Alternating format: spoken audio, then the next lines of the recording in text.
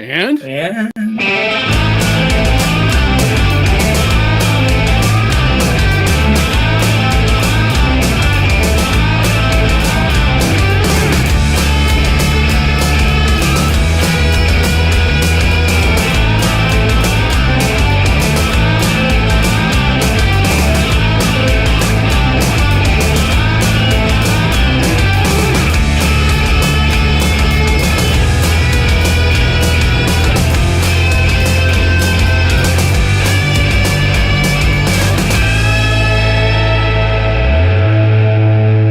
will try to screw it up less next time, although we can't possibly screw it up as badly as the city is screwing this up. And welcome to the This Week in Worcester podcast. I am Tom Marino. I'm editor of This Week in Worcester. This is Mr. John Edward Keogh. He is the editor. He's not the editor. He is the he's a contributor to This Week in Worcester. He's the executive producer at Manager Media, and he is president of Hollywood Film Groups. He has 3,684 other titles that we will not cover right now. How are you, Mr. Keogh?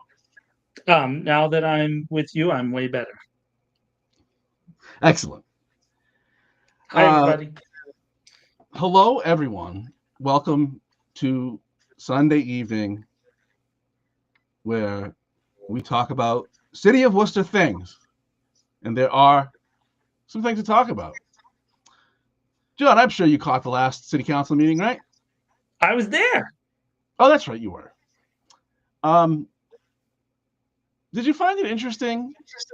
The I'll call it political maneuvering about public open meeting law complaint. Did you think that? Well, first of all, did you see it as political maneuvering? That there's, I took it as it seems to be an effort afoot to just keep this issue alive somehow. Yeah, I mean, this is the most serious I think I've ever seen them take an open meeting law complaint, at least at a municipal level, ever. So, because we've had a ton of regular people put in complaints in the past about boards and the city council meeting behind closed doors, lots of hallway meetings and stuff like that. And but it seems like the mayor is taking this particular one very, very seriously, and the 6 councilors of the majority are making sure that this is investigated to the fullest.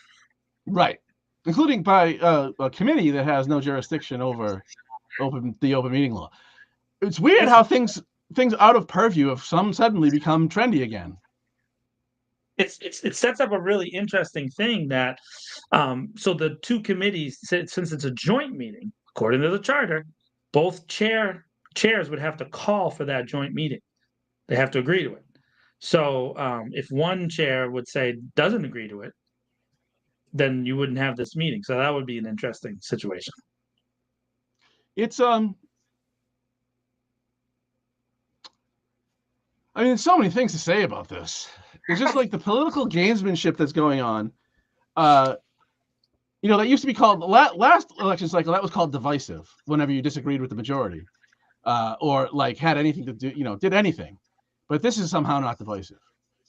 Something that's within the purview, a very important point, a very, very important word in city council this year, the purview of the attorney general. I'm not sure what we're doing here. So the thing is that I guess if you want to go by the letter of the law, these kind of email exchanges that lead to a definitive action are not supposed to happen without them being published to the public record. But in other situations, like when I was on the cable committee, one of the things that I had to do as the chairperson was if there was an email exchange, I had to then publish those exchanges on the record, right, of the next available meeting. So if there was a meeting that, we had some exchange in between, the public had to be made aware of those in the minutes that were released before the meeting. So then I would go to Judy Warren, who's the director of the City Cable Commission, and I would say, hey, Judy, we got to take these emails and we got to add them to the agenda, and they would become their own agenda item. And then by becoming an agenda item, they would become published to the public. In the case of the Education Committee, they haven't met. So the letter of the law, the opportunity for them to publish the meeting, which I think is what Councilor Hajiaj has been talking about, is that they really haven't had the chance to respond because they haven't met. And there was a lot of things going on leading to that. But one of the members of that committee is currently on indefinite hiatus, right? So how that's going to be arranged, I don't know if two people makes quorum for that committee. I'm not sure the standard there. Maybe they have another person cover. I don't know. But it seems a little bit just out of nowhere that this is now going to be taken seriously, and it really does seem coordinated because the particular person in the public who filed the complaint has had a long-standing public issue with Councilor King, and so it seems to be very personal, this entire situation, and so it just really is weird. Yeah, well, I mean, that person also loves when the police abuse people. So Yes.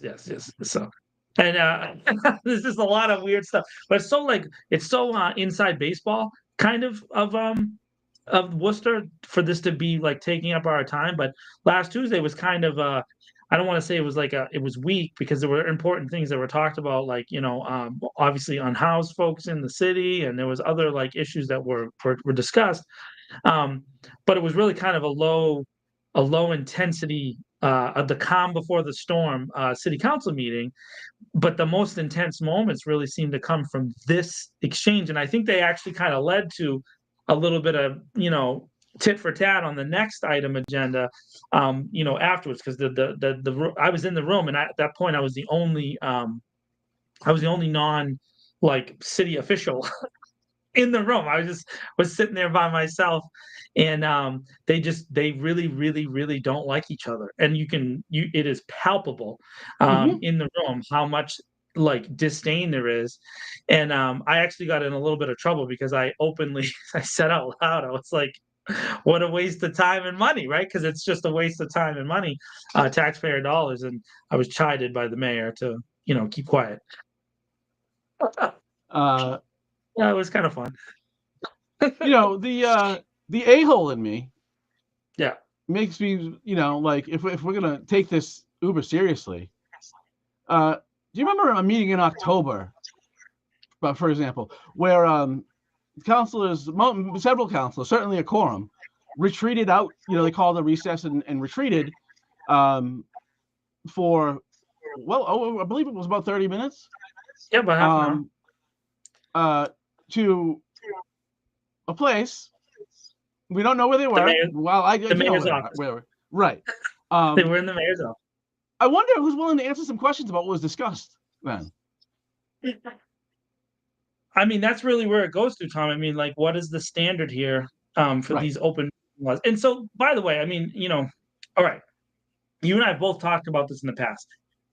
It's not, no one is saying that there can't be any conversations between councilors and people in relation to city business. Obviously, there is going to be a time when there's a non-public conversation. We get that. Mm-hmm. There's some things you can't talk about publicly. Like maybe there's a particular employee that has a sickness, or there's like somebody, had a death in the family, or there's a bunch of rules and laws, human resources related, where you can't discuss those things publicly. The issue here is that it looks obvious, right? When it looks obvious that city business that's pertinent, that's happening in the moment, is being conducted behind the scenes, there's this question about, hey, are you really following these rules or not? Not necessarily. Again, the open meetings law is a very broad kind of law that was bulked up, I guess, during COVID, right? They really, really, really started to kind of push it, but they only pushed it because of a bunch of lawsuits, right? Because during COVID, there was decision making that was happening, and people were questioning a lot of that stuff. And so here in our city, maybe the first time ever that there was a real attention paid to the school committee happened during that time, right? Because the school committee for a long time kind of met in secret. And then there was a real push by parents in the city to be able to see the school committee up on Zoom and have access to those meetings during that time.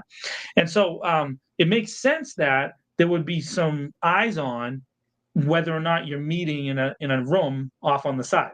And clearly in that October meeting, I think of the 11 counselors, 8 of them went into that room, if I remember correctly, or not, or 7, something like that, and they were in that room together, with the doors closed on both sides. So the hallway door was closed, and then the door that's kind of right near the Esther Howland was closed, and then they came back and if you listen to Councilor Russell, who then proposed that the meeting be adjourned, and we're not going to get any business done here tonight.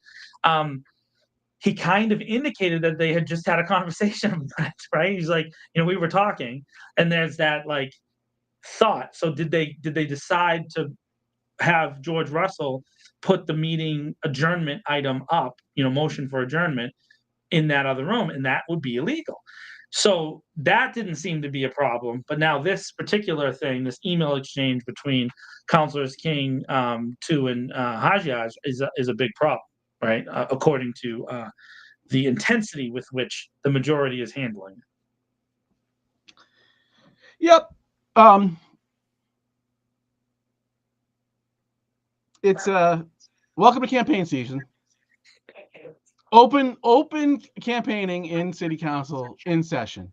The biggest problem in this stupid city with the open meeting law is, of course, unlike real cities, we only have 11 councilors. Real cities have 13, and their committees, or at least in Boston, their committees have 5 people. So 2 people can talk to each other, right? Because what we can't do is get together as a quorum, which is a majority of any public body, and discuss things. But you can discuss things amongst not a quorum.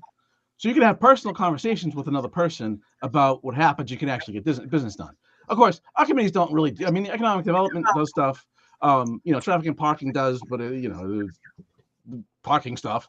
Traffic and parking meets every week. But even games are being played there as well.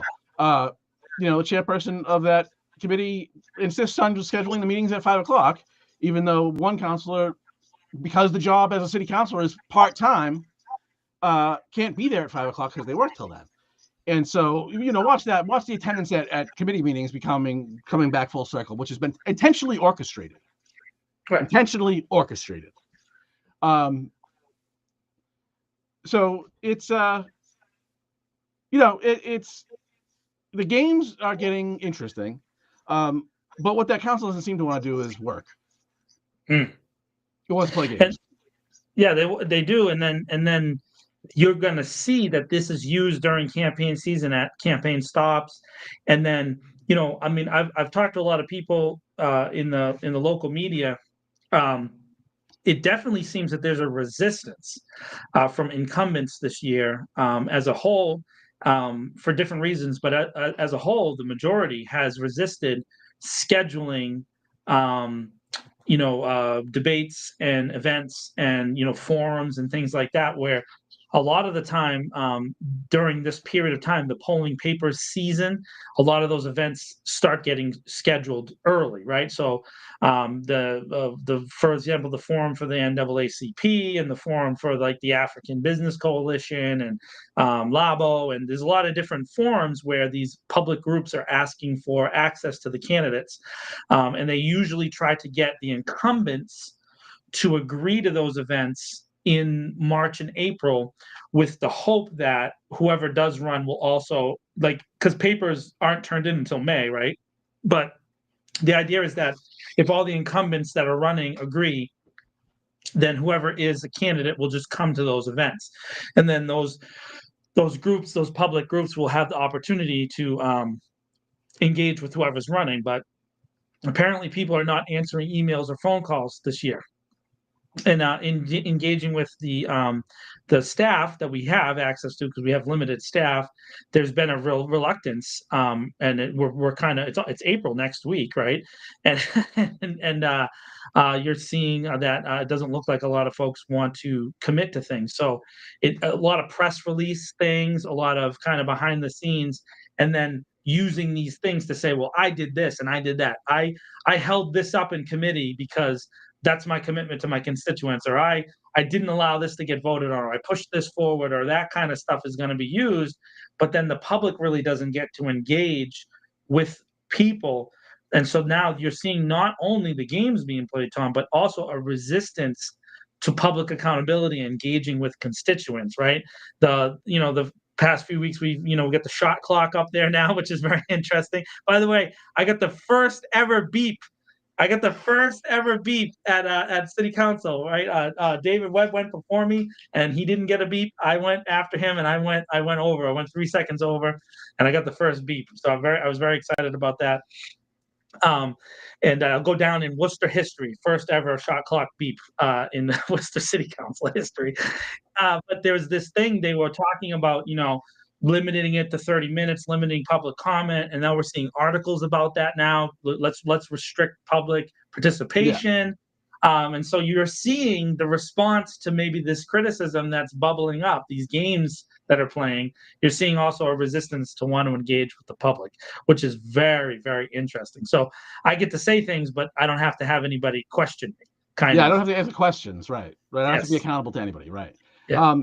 Well, I mean, after this coming, we'll get to that in a second, but after this coming Tuesday, I think that this might be a preparation really for this coming Tuesday, when the city council is guaranteed to. Yeah, when the city council is guaranteed to do nothing of substance. But we'll get to that in a second. Yeah. You mentioned a new op-ed in the Telegram and Gazette by former city clerk David Rushton. Now, he spent 28 years in city government and retired in 1998. So he's been out of government almost as long as he was in government. Right. And he's written in the Telegram to tell us that we're too stupid to know what we want our own government to do. Again, another one. Yeah.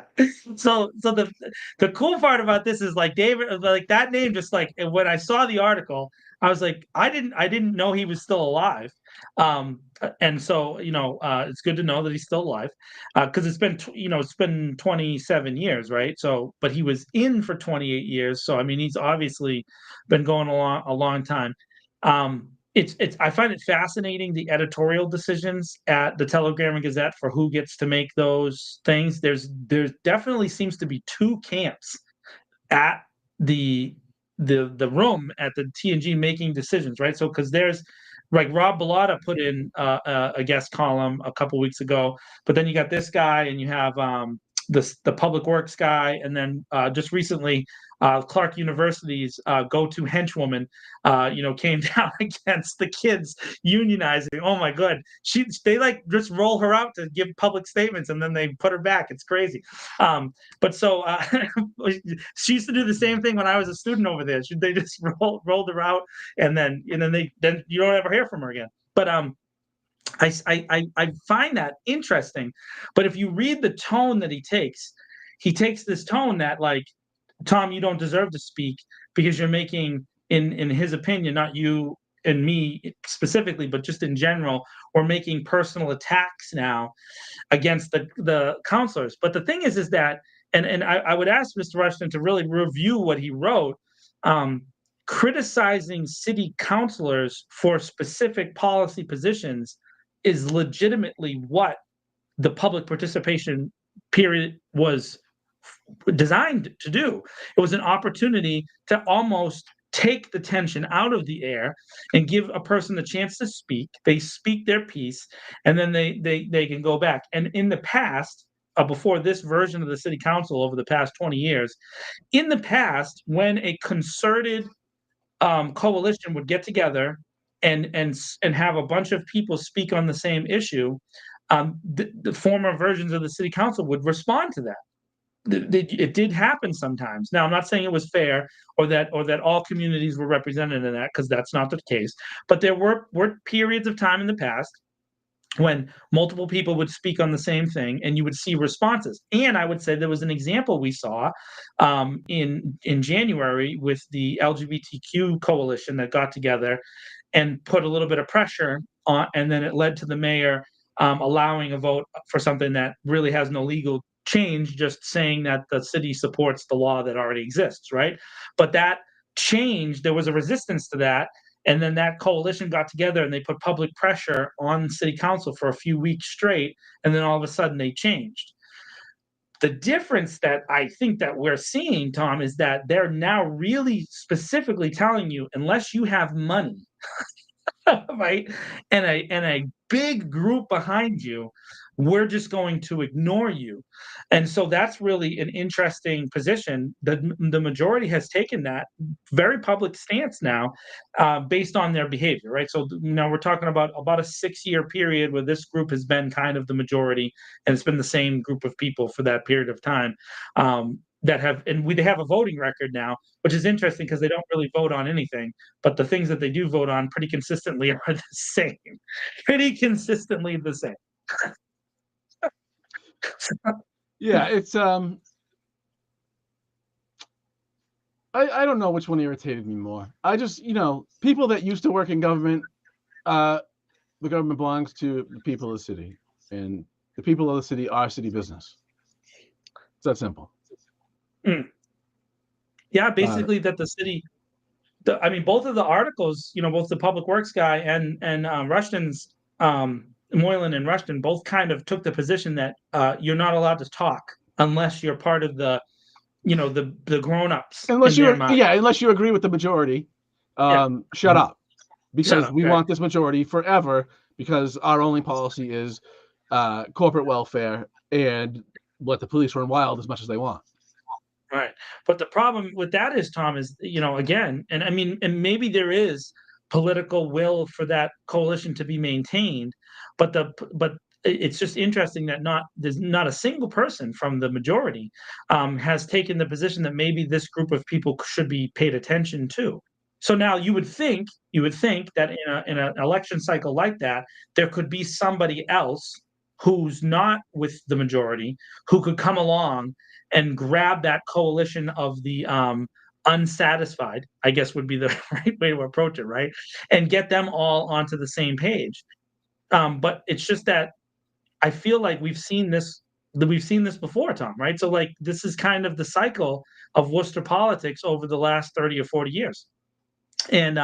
And we actually have a more recent cycle with 2015 with the DOJ's last sojourn into the Worcester police stuff, where very much the same kind of majority that existed then and exists now, or at least most of the same members, said the police is on the right path, and that everything was going to be fine, and we didn't need a citizens review board then, 2015, right? Councilor Bergman and Mayor Petty were quoted back then as saying we were headed in the right direction. Even though we just had a chief admit that the chief before him was wrong about racism, apparently back in 2015, he was right. Which, again, when you're asking for them to reconcile statements that they made that we have on the record with statements of current situations today, you get silence. Just as you call it, Tom, and I'm going to give Tom Marino credit for this quote. The culture of silence around the city government continues to exist. They won't even answer it. They won't even acknowledge that they said it, even though you bring them the article. I have actually done that to Councilor Bergman, and he just doesn't acknowledge that he gave that quote in 2015, even though he's on video doing it on multiple television stations and is quoted in both the TNG and in other periodicals. So how do we get them to think different? I don't know that we can, Tom, because it seems like they thought exactly the same way the last time there was a police investigation of a high level, and they ignored it then. And I mean, all we have is to go on is history, right? Yep. So I just before coming online here, I pushed go on a piece, a column I wrote over the weekend. Its headline is Worcester City Council ready to do nothing on police reform. So on Tuesday, there will be not a special meeting. Let's back up. On December 17th, the city council meeting that was not a riot. Wasn't a riot. Wasn't a riot. No, not that's only a riot if you have your rights violated and you yell about it. That's a riot. That's right. But nonetheless, the police on December was not a riot. They did not. No. The police officers very kind that night. Very, very. They took it very seriously. I thought. Yes, and certainly had lots of empathy for potentially victims of crimes. That's right. So it's a really it wasn't any good signal perpetrators sign. of those crimes in the room, supporting, those crimes being perpetrated. Couldn't That didn't possibly have been. that would never happen. I don't think so. No, me neither. So during that meeting, I was surprised it happened, but Mayor Petty raised a motion that the council would have, which was approved by everyone. The council would have five special meetings on the DOJ report. That's right. That in its own right that's its own thing. On the DOJ report is its own thing. We'll get to that in a minute. But it was voted unanimously. Special meetings. Now, special meeting is a special meeting. Is a meeting that happens in addition to scheduled meetings. And then, so now we waited 3 months and some odd days, 98 days, I believe we waited since that order was passed. Everybody thought that what we were waiting for was the city manager for another order from Mayor Petty. The city manager was going to deliver a report. Mayor asked for it within 30 days, 98 days later. And it's not even on the agenda. So the report on the report, the most government thing that's ever existed, didn't even happen. And I talked to multiple city councilors before the agenda came out on Friday. We all thought, myself and they, unanimously thought, I didn't talk to everyone, but I talked to a few. And everyone, seems like everyone thought there was going to be a report on the report. No report on the report. So what we have is a petition from, at the time, it was in December, was to the vice president and president of one of the police unions and the president of the other union that wants to unmask everyone involved, essentially. But I said, it said the officers involved. And I don't know why I didn't write this prior, because it's pretty straightforward and simple. In U.S. code, it is 34 U.S. code 12601 and 12602 are the law that creates these pattern and practice investigations. In 12602B, which is about records related to these investigations, the entire section is, quote, data acquired under this section shall be used only for research or statistical purposes and may not contain any information that may reveal the identity of the victim or any law enforcement officer. Illegal! You blew your own mic out. Yeah. You've been saying this all along, but this investigation was never. So let's look at this real quickly, right? Because you've heard a lot of the stuff from the union heads that the DOJ had a politically motivated investigation and yada yada yada yada, all that stuff. But from the very beginning, the Department of Justice investigation in this case is almost never to file criminal charges. It's just to point out bad patterns and bad practices. That's really what the process is for. And for a superseding government law enforcement agency that knows law enforcement to say, hey guys, maybe you shouldn't do these things, right? That's kind of what these investigations are for. And very rarely, in fact, I think that you wrote an article about it last year. I think it's only happened 6 times ever in the 74 investigations.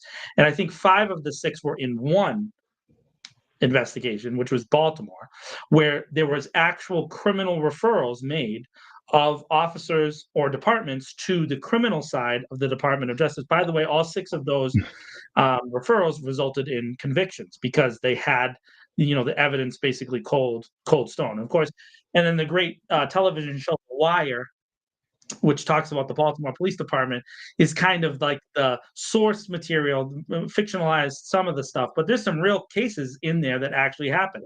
Officers murdering people. And let's be clear, Baltimore made Worcester look like Disney World. I mean, it was That's right. It was That's right. craziness. I mean, drug trafficking, alleged murders. I don't think anybody ever got convicted of murder, but alleged, just assassination of people. I mean, it was a disaster.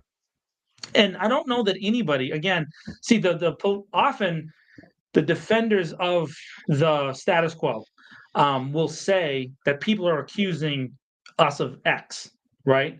But that never happened. And they'll always make X some like imaginary version of, right? So if you go back to the December 17th meeting that was not a riot, all of the department union heads said at the podium that how dare somebody, some anonymous person, call every officer a rapist.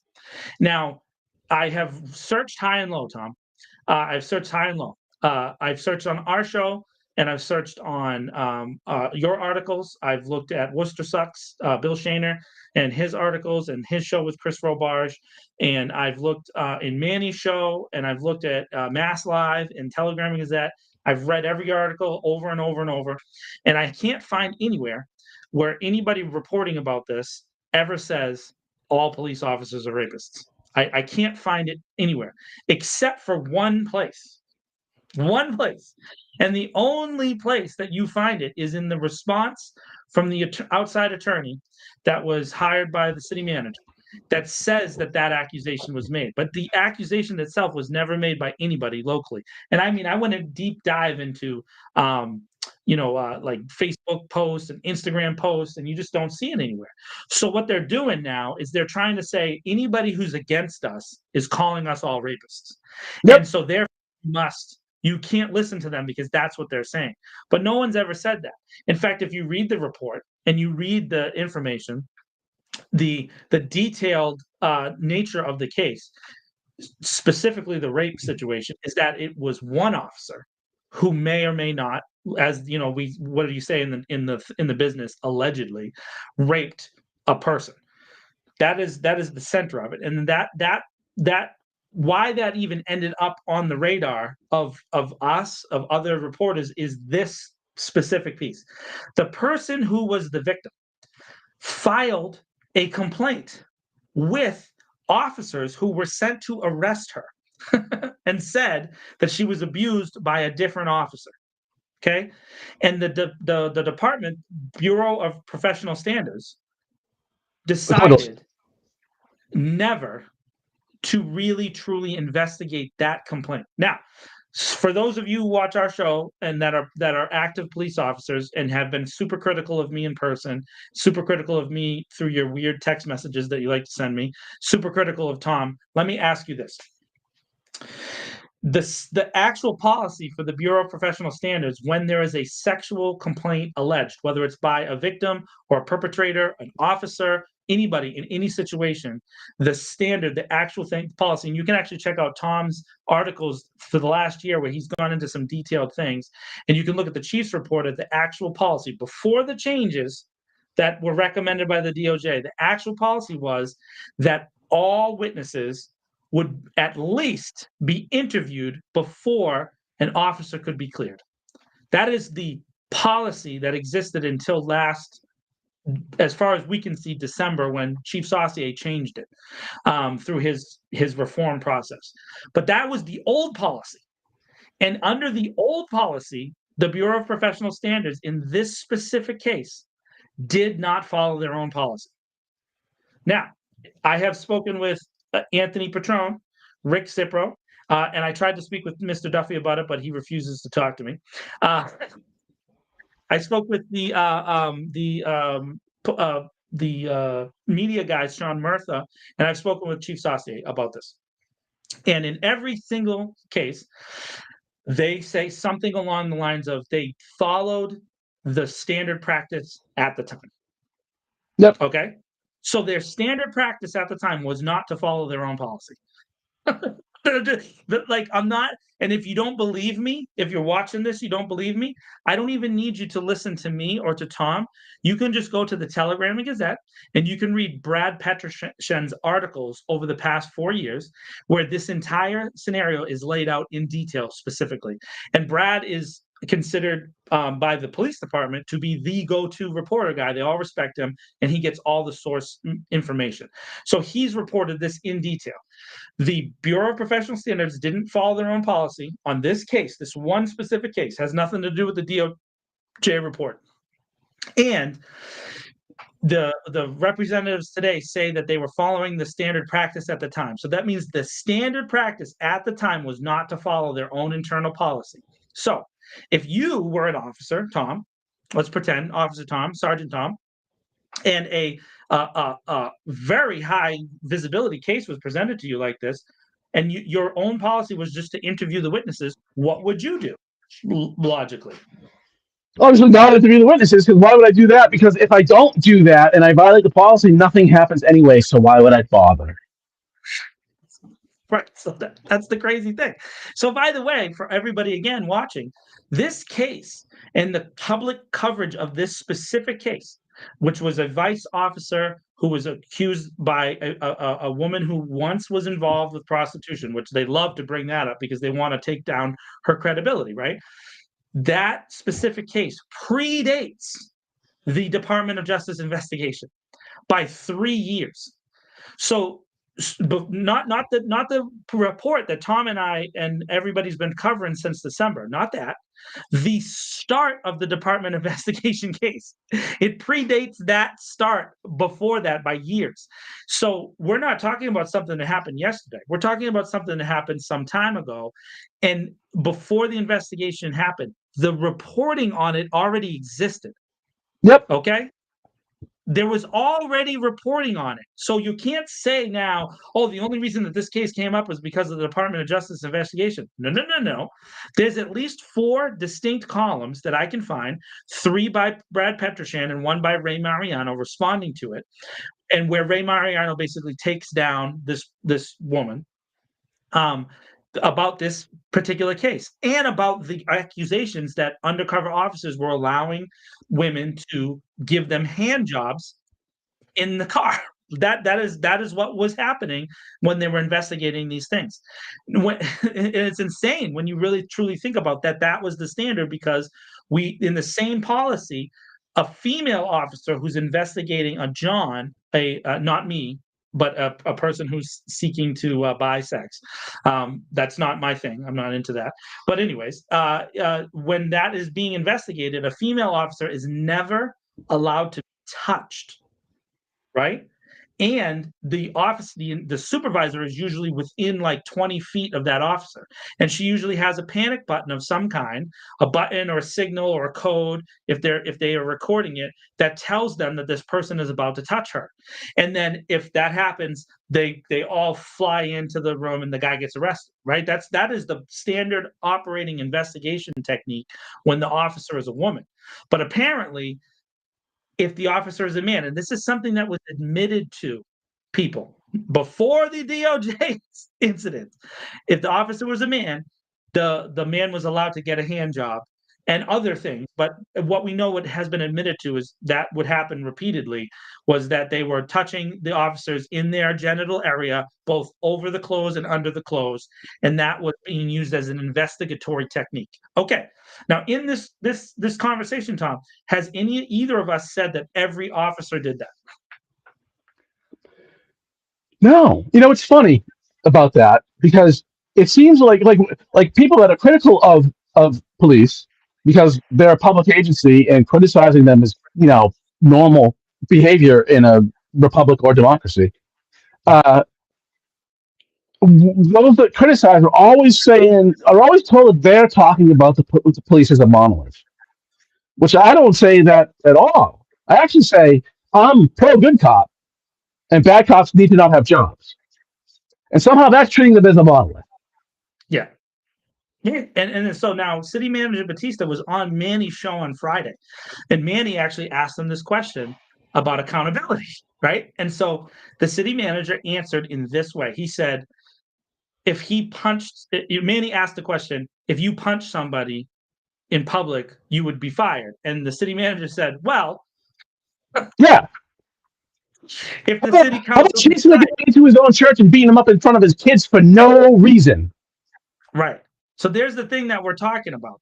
Now the city manager, and he gave a very political answer. He said accountability changes depending on the situation. That's what he said. Okay. Now, for most of us that are watching and listening to this conversation as it's been going on, we recognize and understand what he's saying there. So if you have like a 10-year-old kid, for example, who kills somebody, you view the 10-year-old kid differently than you view a 40-year-old man. right? There's two distinctions there. So accountability for the 10-year-old kid is going to be different in the case of murder from the 40-year-old man. And what's the difference? It's very likely the 40-year-old man is going to jail till he dies. And it's very likely that the 10-year-old boy probably isn't going to go to jail. Well, in the past he would, but that he's going to be dealt with in a different way because he's 10, right? Because we know that he's not the same as a 40-year-old man. We get that. But in the case of public officials and in the case of police officers, we believe, or I believe, and Tom, you can say your version of this, is that there's a standard that an officer should be held to that's different from a regular person on the street. And so, yes, if an officer hooks off on a citizen for no reason and commits a crime, I think that officer should be fired. That's my personal. Like, for example, like grabbing a kid from behind, whipping him into a dog, and then arresting him for crimes he didn't commit. Exactly, and lying about it on the report. Yes, that would be something I would say that officer should be fired for. If there's an investigation, I just want to just frame that the right way. That is trying to put somebody in prison for things they didn't do. Just about at least here in the United States, just about the worst thing a local government could do to a person. True. And not only that, if you take it to the all politics is local thing, we just had for the last 8 years now straight, we've had to listen to the President Trump and President Biden go back and forth about each other's governments framing them and framing their families for crimes, right? So that's what we've heard about. It's been the only story really that takes up all the room for years and years and years. This person's investigating me, it's not fair. This person's investigating me, it's not fair. Yada, yada, yada, yada, that we're being set up. That's all we've heard. And we've been on both sides, whether you're a Republican or a Democrat, it's the worst possible thing of all time to frame someone for a crime they didn't commit, right? It doesn't matter whether you think they committed crimes. That doesn't matter. What matters is that everybody agrees that this is a bad thing to do. In this case, if you go to Tom's article, you can see the video. This officer wrote that this young man did something that clearly and distinctly can be seen on the video he didn't do. And so there's no other conclusion other than that the officer lied. And further, when first confronted with the report, the chief at the time, when first confronted with it, refused to acknowledge the distinction between the report and the video. It was only when the lawsuit got past probable cause, which made it most likely that the city was going to pay, that the chief changed the report in backwards and rewrote it and said, no, this is what happened, and then admitted that there was a policy violation. Yeah. and folks. Go read Tom's story on thisweekinworcester.com and up on Facebook on This Week in Worcester, and check out that story, and you can see the details of it. But it's very clear that we have an officer who is documented lying, and that officer has had no accountability. Right. Well, no. He moved on to a different team that he's back onto now. And from what I understand, at least from what I've heard. Okay. And he was not allowed to train with his doggy for a couple years, and now he's back with his dog. Right. From what I understand, and we're supposed to believe that he wasn't interacting with that dog. That's still a canine officer. Yeah, I mean, whatever. But it's funny. We always hear the vast majority of Worcester police officers do the right thing. Probably true. Yeah. Probably true. I'm into that. I'll sign on to that. But in that statement inherently is that there's a minority. And it's a pretty classic bad apples argument. But I guess we're not supposed to remember that the rest of that statement spoils the whole bunch. Yes. And not only that, Tom, but the thing is that this bad apples argument has been being made for 40 years, not a day. So what's allowing the bad apples to continue to go bad? What makes an apple go bad? I mean, at some point, you have to look at the total and complete inaction of the elected representatives of the city. Sure, and I think they won't even acknowledge there's a problem. Right. They won't even acknowledge that there's an issue. And that's a real big thing. And so here's another really important... The issue to them is that the DOJ wrote a report. That's the issue. Yes. It's just, and not only that is that they feel pissed off that the DOJ didn't give them a heads up, because that's a big thing in Worcester. Is that if you like have something and you don't give a heads up to someone else, then now you're considered like a bad guy, right? Like, so it's like, Yeah. if I The audacity of this, all this makes me mad. The audacity. Imagine you're being investigated by the police department and you tell them what they're supposed to do. If you don't catch a baton in the face for it, you'll at least get laughed out of the room. And I would say that I think that I've experienced a little bit of that over the past couple of months, because all of a sudden I started getting pressure, from different people because of the things that we've said publicly. And as soon as I talked about it on your show, that I was getting threats and I was getting like some push and things that were happening that were a little weird. Par for the course. No, but it went away. Right. It like over the last week or so, it's kind of died down. And I find it very interesting because I think that they were anticipating our coverage of this event leading up to Tuesday. And I think, again, both the police leaders and the city council are hoping, and they're hoping for all of you who are watching and everybody who is going to the city council on Tuesday, that you're going to go, you're going to say what you got to say, and then you're going to leave, and then it's all going to go away. That is what they are hoping 100%. Absolutely. Absolutely. And let me tell you, look, just about everything in that department will be better with the current chief, right? Because it's really hard to find leadership that was worse than we've had in the last 20 years for that department.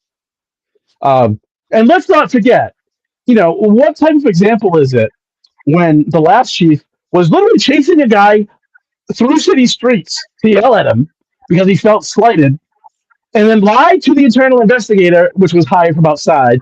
And then the last city manager, not the city manager Augustus, decided to cover it up and let him just continue on harassing that person, which was going to cost the city a bunch of money because there's now a lawsuit. Yeah. So that was the leadership that we had at the top. But they want to name a street after this guy. Yeah, they do. Want to name some areas. Although the process for naming streets just changed, so I mean, I don't know if it's going to go through as easy. That's just honorary streets. That's just honorary streets. They want to preserve their right to give Augustus, who's as responsible as anyone for how out of control this police department spiraled at points. Maybe Chandler Street will be renamed. After Ed Augustus? No, maybe. Yeah. Bury the Report Drive. That should be the name of the street. Bury the Report Drive. Wait. Shouldn't it be the road to Hudson because he didn't live in the city for most of the time? Well, I forget what street that is, but whatever the way to Hudson. That's fine. That's no big deal. I mean, it's got Augustus. It's no big deal. Doesn't even matter, right? Yeah, why live in the city? It's a perfect example of rules are for other people. He's going to send me a pointed message on LinkedIn now because of that. So, oh, good for him. He watches our show, Tom. This is send me a message. Yeah, send. Hey Ed, send Tom a message. Oh, useless. No, it's great though. I mean, so like this is exactly the point. It's like, if you call someone out on their, it's you know what I was thinking. I've been thinking about this a lot, and this is like the classic husband caught cheating but not caught all the way move, right? So it's like, okay, all right, so on the husband's cell phone, there's a couple racy pictures, and maybe there's a couple of deleted text messages, and you find a scrunchie in his car, right? And he comes home one day and he has a little bit of perfume on it, and you as the wife, you say, oh hey, where were you? And he's like, how dare you ask me where I was? And he gets mad at you and starts yelling at you for accusing him and how dare you, and starts bringing up things that he's done for you in the past. The classic gaslighting, husband caught cheating situation. And what happens in almost all of those situations? Almost always, there's pictures or there's video or they get caught out in public. Right? So the thing is that this entire defense, this entire approach that the majority has taken, and that the police department has taken, other than Chief Saucier, to his credit, who has admitted that there were things that have gone wrong. So I give him credit for that. Good for him. But the rest of the entire thing is depending on there never being any information ever that comes that makes it look like they were lying. And the thing is that some of that information is already there. But they're gonna say that there's no smoking gun, right? There's no video, there's no pictures, there's no nothing. But Tom, isn't it always the way? Isn't it always the way that there's going to be something? And they have all staked their entire legacy on this, because I'm talking about everyone in the majority, whether it's Mayor Petty or Councilor Toomey, all the way down, all the union heads. If at some point there comes a video of, say, an officer bringing a young girl, around in a cruiser and going to places that he shouldn't have been going to, or if there is pictures or text messages, what's going to happen? What's going to happen? The same thing that's happened in other prominent cases, and I'm not going to mention their names. Yeah, we're not going to get it. Yeah, they'll treat it like it's and that it's obviously the only person. That person will be one person, right? But the thing is that we know publicly, and it's our responsibility to hold them accountable, Tom, that they have consistently said there's not even one person. Mm-hmm. They've said there's not even one person that's ever done this, and no officer shall ever be bad in any way, shape, or form. In all the things, whether it's the overtime situation, whether it's the hiding evidence in cases, whether it's forcing someone to a confession that they didn't confess, whether it's the sexual misconduct, whether it's police force brutality. We're not just talking about one scenario. We're talking about 5, 6, 7, 100 scenarios, and they're saying never, ever, ever has anybody ever done this. This is not true. That means that it better not ever be true, because if it is true, Tom, how are we supposed to believe them about anything else that they have to say publicly? I think, and I put this in my piece, and people aren't going to like it, and oh well. I think what we have here is, like some people have said, this report is bad for the department. Like, how wrong of a perspective could you have? Yeah. Really? This. I don't expect the union heads to know the law about this. They want to know who the cops are, right? I get their perspective. I don't necessarily agree, but I get their perspective. But how is it still on the? How did this get tabled and left on the agenda for 3 months? If they're asking for something that literally DOJ is prohibited by law from doing, how is that possible? And not only that, if you get up, you've actually said it in a meeting. This is the crazy thing about it, Tom. You've actually stood in the dock and you mentioned this at the meeting, and then city councilors heard you say it and got up and still said, we need the names. But you just said to them, and then not only that, in the documentation between the DOJ and the city, which we have attached as items to the city council record, right? It's there. We can read it. The DOJ says in there that this is not for criminal complaining. It's for documentation, data collection. Look at the entire thing. They say it in all the correspondence with them, yet they still, and so the city council is what I'm seeing. If you're a constituent, you should look at your city council and say, what are you, stupid? Do you not read the city council record that is published now week after week after week with these things attached to it because it's been held? And with all the recent controversy about how important it is to show up to work, what does it matter if you show up and don't do anything?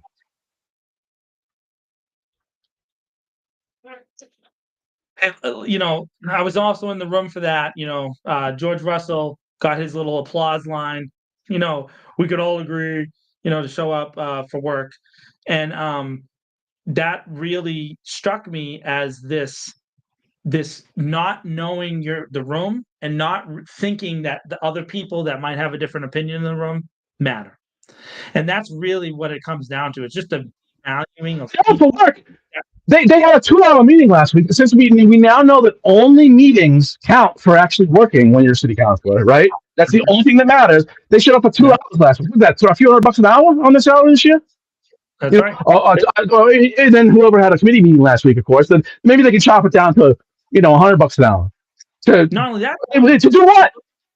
well, look at even further. If you go look at the 2-hour meeting that they had, there was like 16 votes that they took as so ordered, right? So like the mayor reads it, they've already pre-agreed that they're just going to pass it through to the city manager or to a committee or anything like that. Not an open meeting law violation. Huh? That's not an open meeting law violation.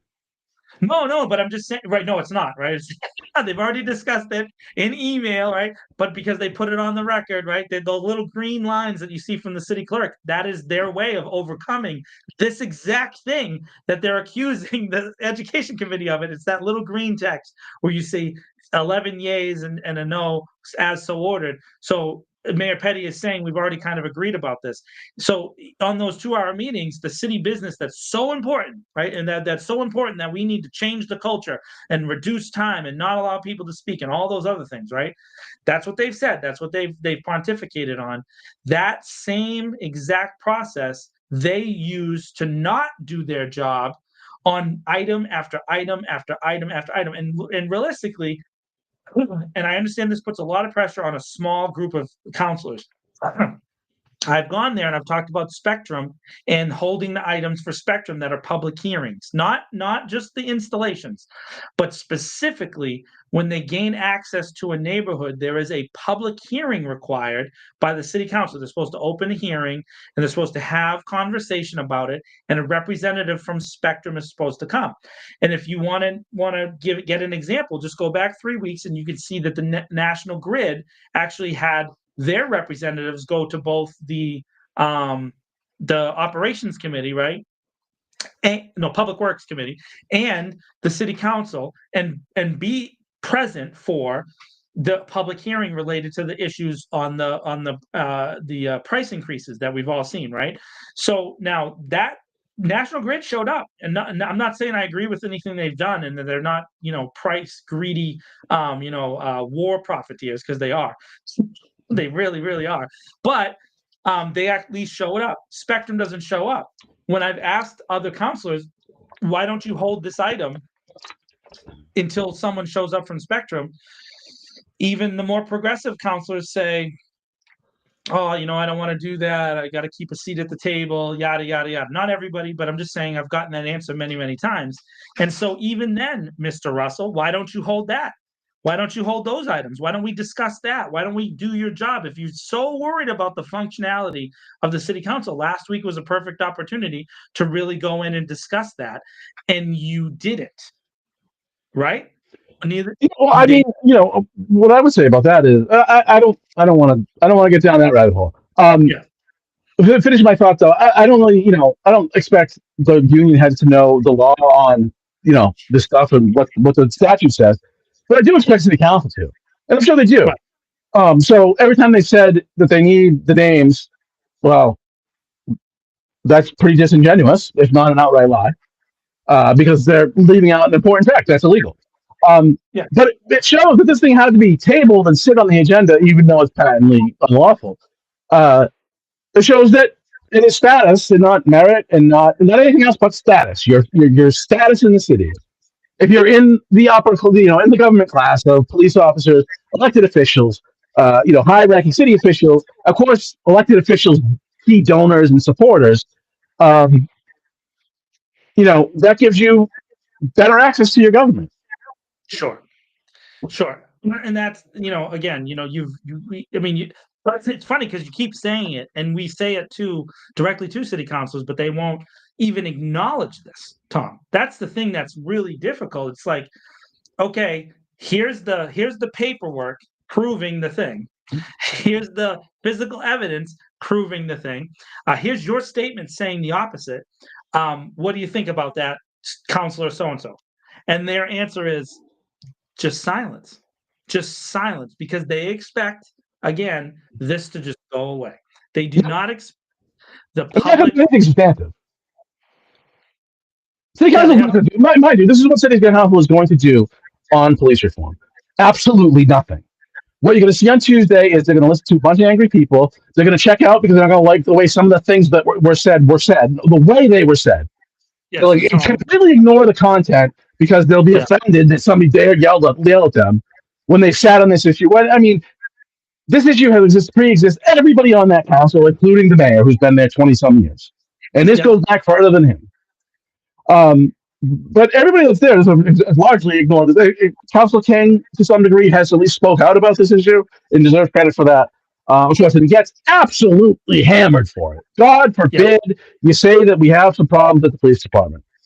You can't even say it. Never mind. When you can't say it, that means you can't ever deal with it if you're not even going to acknowledge the problem. The conclusion I kind of come to in my piece is they don't care because it's not going to happen to them. Yeah, no, they don't believe that this is. Oh, yes, that's true. That is another thing. That's a very, very significant point. They don't ever believe that they're going to get beat up by a police officer. That is true. They won't because of their status. And that's sad that we even come up with that. That if I was a police officer, I would be ashamed by that.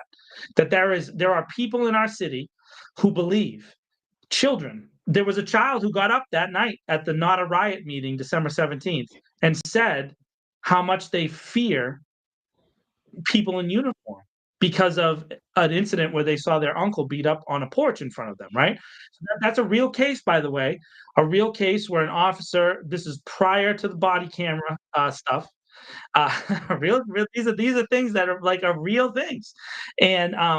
And that young man has said how afraid he is of officers. I mean, and so this would go to the recruitment efforts of the new chief of police. Why do you think it's so hard to recruit people to be police officers in the city of Worcester? Oh, just ask Thomas Duffy II. He'll tell you anti-police sentiment. It's polling sentiment, right? Polling sentiment.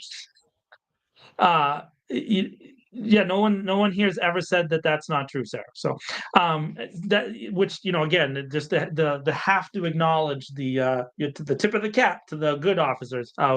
We've been very clear about that for more than a year.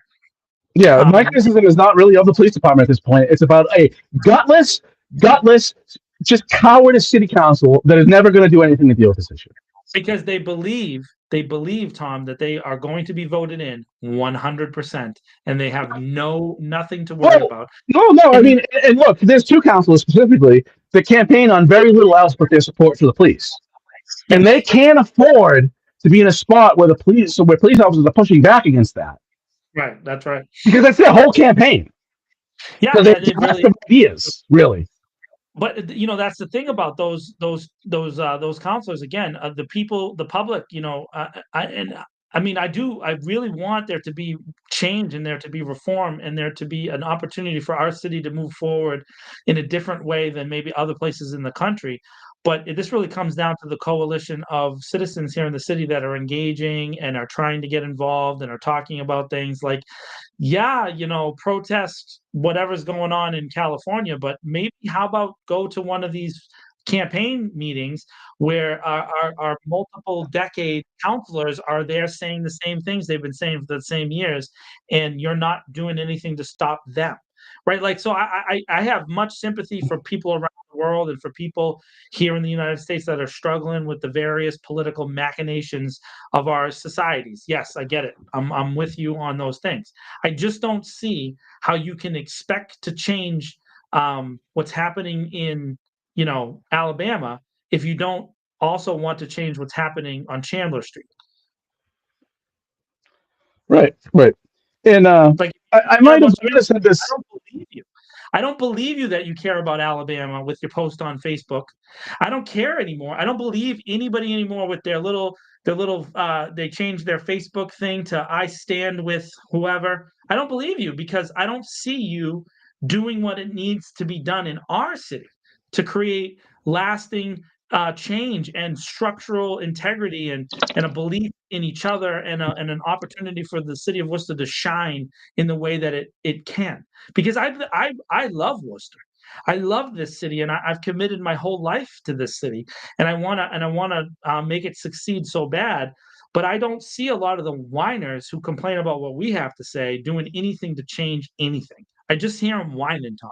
And that's just really frustrating because, as you said, the city council won't change until we change as a body politic. We have to change to make them change. And how are we going to do that? I don't know. Obviously, turnout has to change.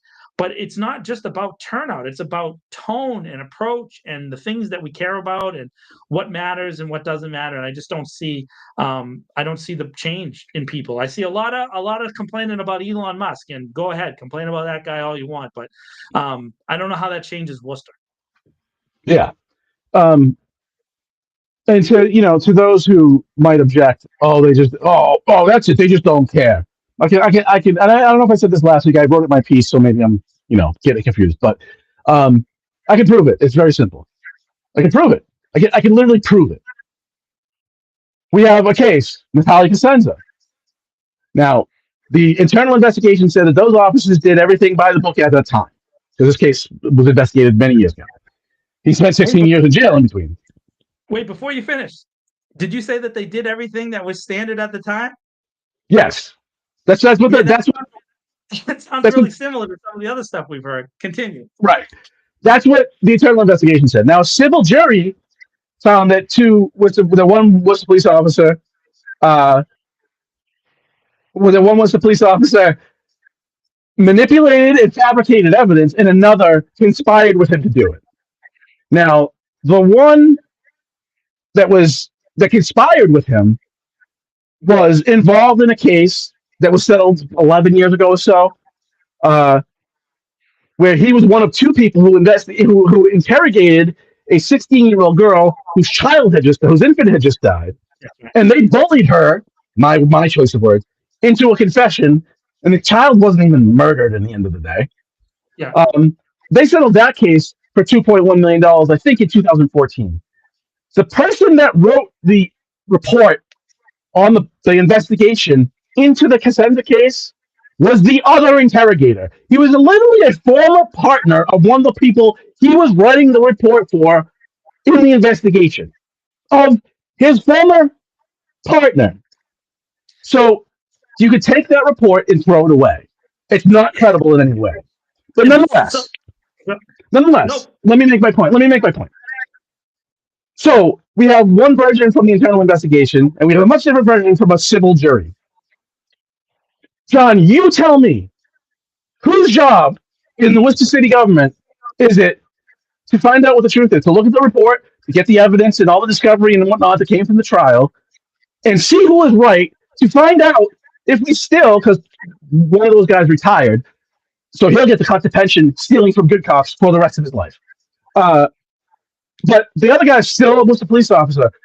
Who's looking at these two very different versions and finding out what the truth is to discover if we do or do not have a current Worcester police officer who's willing to put you in jail based on made-up evidence? Whose job is to figure that out? No one's. There is no one currently who has that job. They don't care because it won't happen to them.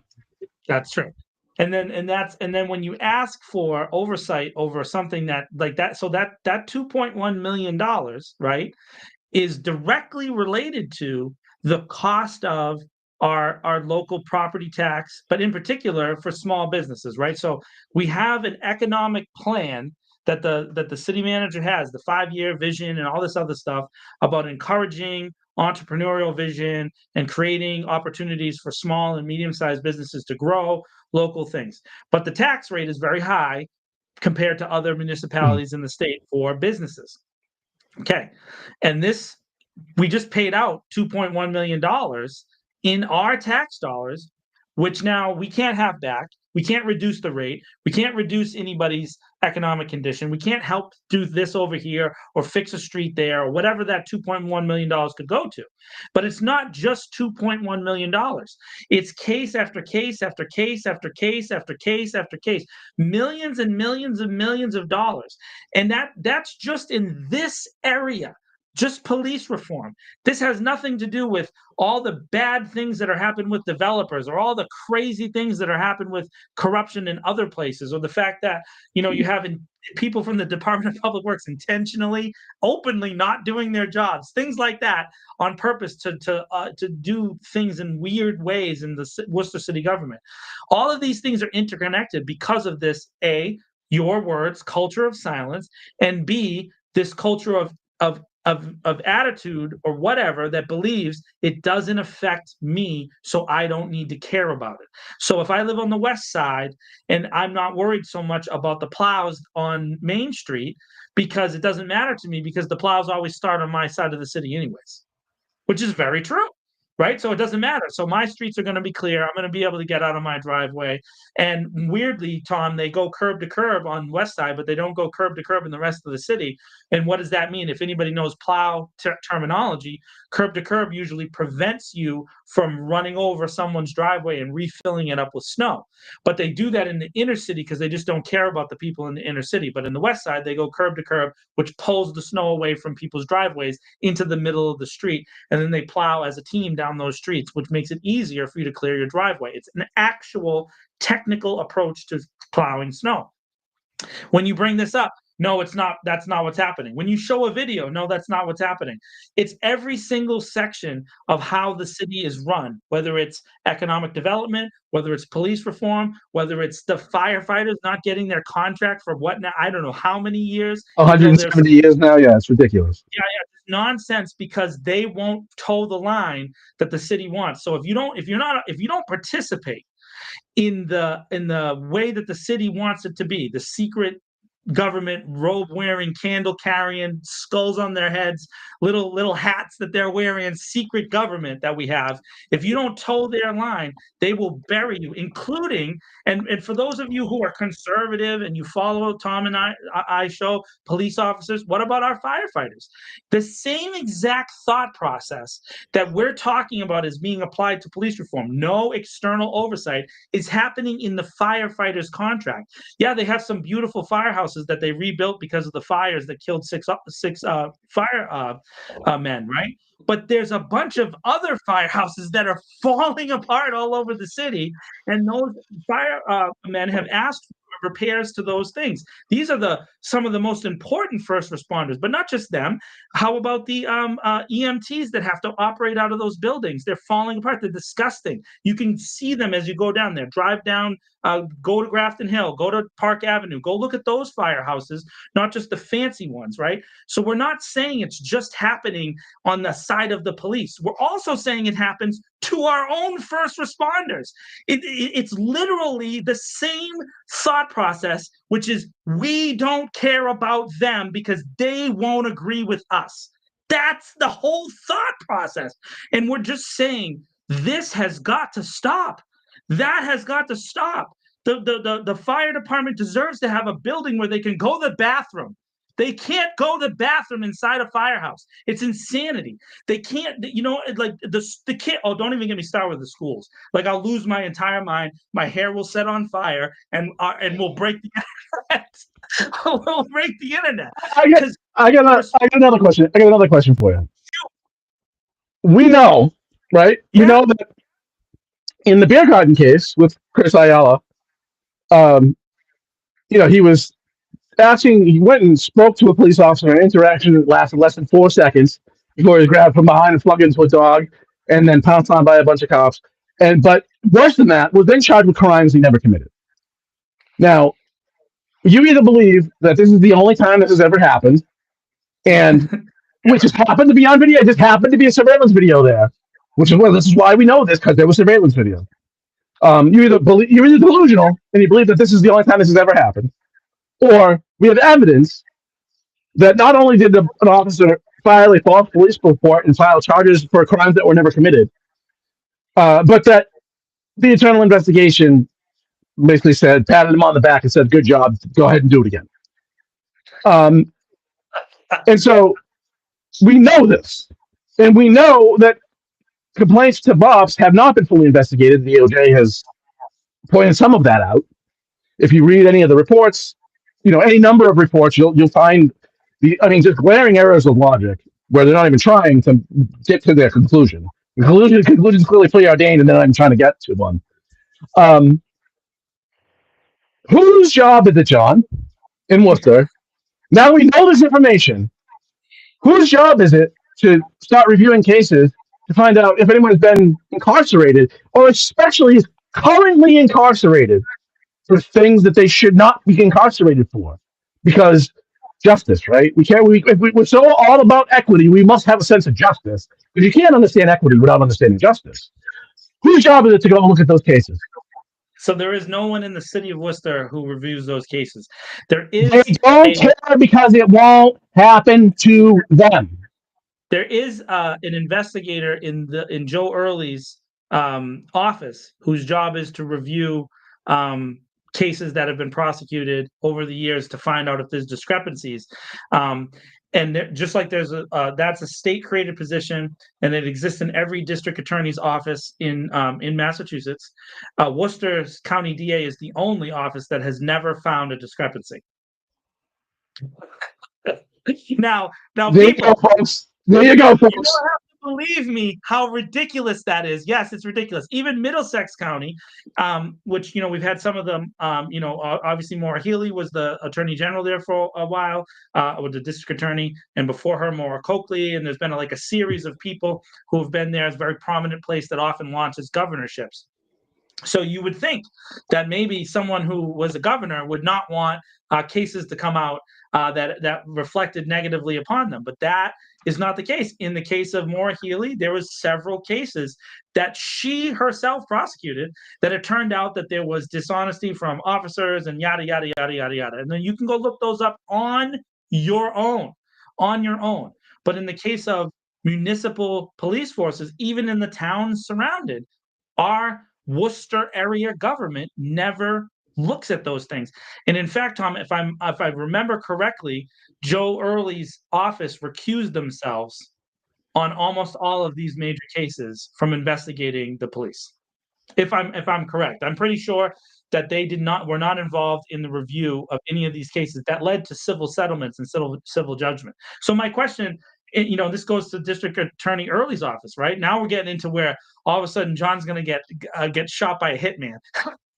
All right, like I'm going to get taken out bad for bringing this up.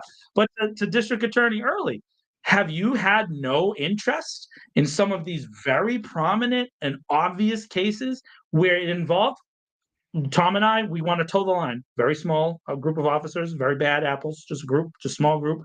Not the whole department, just this group. Why hasn't he ever been involved in that? Right? Why won't he release records from anything? Right, but not only that, are there any records to release? Because as we go back to these cases, the Bureau of Professional Standards has, on many cases, in this case that you're talking about, we're just focusing on the beer garden case, right? They cleared the officer. They found no wrongdoing. They found that there was nothing. Yet, go watch the video. I brought it up last week and I'll bring it up again. Go watch the video. For that young man to make it to that situation, he had to get passed by another officer who was holding the line of the street at least a block back by where Revolution Pie and Pint was. That is where they had a barrier up on the street and they were not letting people go, because right above the young man, there's another incident with multiple officers taking down a different person, literally at the top of the screen as the young man is being taken down with the dog. That is happening in the same video. Somehow that young man was just magically passed through. No, we know that he engaged with an officer according to the documents of the civil suit that was filed, right? And the police attorney and the city's attorney has refused to this day to allow us to know the name of the officer that the young man spoke to, who he doesn't remember because of a couple reasons. One, he's clearly still distraught about that night. And two, how is he supposed to memorize the officer's badge number and his little silver shield thing when it's dark out and there's a bunch of people having fistfights out in front of his house? No one's going to retain that detail unless they're a genius like Tom. Tom will probably know, but I won't. And so it is what it is, right? And Leanne might remember. I won't remember that kind of stuff because I just don't. I'd be focusing on the fist fights and the fluffy dog trying to bite me. Why is the doggy trying to bite me? I'd be more focused on that situation. Like, I don't, why are you mad at me, doggy? It doesn't make any sense. So, but that is another element of this. DA Early didn't find that interesting that there's an officer that we know let him through. We know that because he couldn't have gotten up the street without it. Every single police officer that was on duty at the time, what happened, Tom? They all were called to the scene. All of them were there. There was hundreds of officers present, and there was off-duty officers brought on and were put on shift by supervisors in that call. That call was what I forget the term for it. It's only been like yeah, I forget what they call it technically, but I mean, everybody on duty report to the beer garden was the call. So about that, I would say, yeah, right. About that, I would just say we would be quite fortunate to have a DA as amazing as that was DA Ryan in Middlesex County. Oh, DA. So listen, I cannot say more about DA Ryan and the changes that have been made in that Middlesex County, one of the dirtiest, darkest, dankest, most corrupt organizations ever. And yes, Maura Healey came out of that. I don't care what anybody says, but that is the fact. DA Ryan has done a literal master class of reform in our state, literally a county over, where you can go and look and see a model for how to begin to clear and engage with the community, just admitting things are wrong. Just start with, hey, Officer B lied. Whoever it is, right? Just start with that. DA Ryan has done a great job. I agree with you about that. Obviously, that's not Worcester, so we don't talk about it a lot. But it's not like these things are not possible, Tom. They are possible. They are literally in our own state. Yep. They are possible. Yep. I'll just very cryptically point out that well, the Middlesex County District Attorney's Office is willing to prosecute sex offenders who don't register, and a different offense by the same person, the same complainant can't even get a call back from the DA office in Worcester. So that's a good juxtaposition. So there's a lot of that kind of stuff, Tom. These standard, and again, so this is a real great point without going into particular cases, but if we have an office that represents the same mechanism in government doing one thing, and then we have another similar office doing a different thing, isn't it the public's right to ask why? Why is there a difference between the two? Right? And in this case, we're not talking about a cop, right? We're not talking about we're talking about a citizen, a regular person who was accused of a crime, who apparently documented that they committed the crime, and in one county they're being charged, and in another county, same situation, not. Why? And there's no answer in Worcester County. There's no answer. We have silence on these topics. Freddie Nathan in the chat. Freddie Nathan for mayor. He said no. Stop harassing him. I'm going to harass him until he's old, till I can beat him to the podium. and I think we could just end on this topic. Let's get something else, but I think just to end on no government organization anywhere in the history of the world, it's never ever happened where one has policed itself effectively. It's not a thing that happens. Always for obvious reasons, for obvious conflict of interest reasons. And I've said on the floor of the council, I have said, and I've talked to some councilors privately, and when I say it on the floor of the council, I get looked at like I have 6 heads over their eye roll. And when I talk to those privately, I'm told it's not going to happen. And there's actually independent determination of the facts in police misconduct case.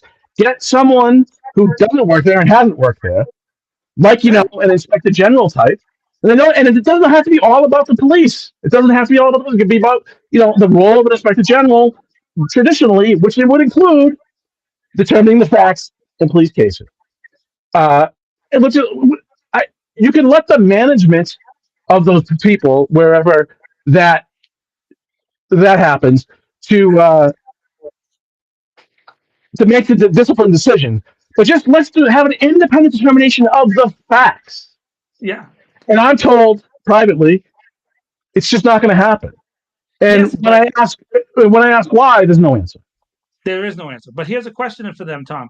If they don't believe in an independent oversight, then why do they need outside counsel to give statements about it? Why'd they have to hire an independent attorney to give an answer to the press and to talk about it in court and to negotiate with the Department of Justice? If they don't need outside understanding and outside thought, and if you go back to the city manager's statement, I trust him to do his job. From his advice was that we would let him release this statement, right? That's what the city manager said, right? And Mayor Petty defended that statement as well, and the chair of the Public Safety Committee defended the outside counsel statement, right? And it turns out, I mean, I think you did a report, Tom. We paid him like $200,000 or some nonsensical amount of money. I think it was at 280 when I did this report. That's the report came out. So it is he's so doing, valuable. He's the key player in all the in the discussions with the DOJ. So I mean, I'm sure that is ballooning. Right. So, and by the way, which is still going on for all of you who think that this that has stopped. It is literally one of the very few operating things. It has not been stopped. It has not been paused.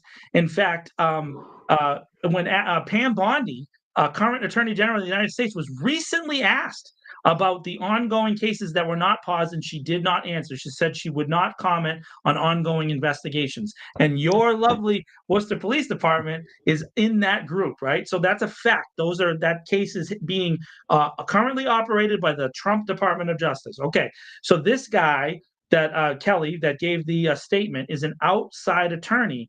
And if there's no need for outside people, why is he getting paid $300,000 of our tax dollars, at least, right? 280 now, and then more, to negotiate with the Department of Justice if there's no need for outside names? Why is he involved? Why couldn't Mike handle that, Tom? I want to say something about that statement he made, though. This is whatever.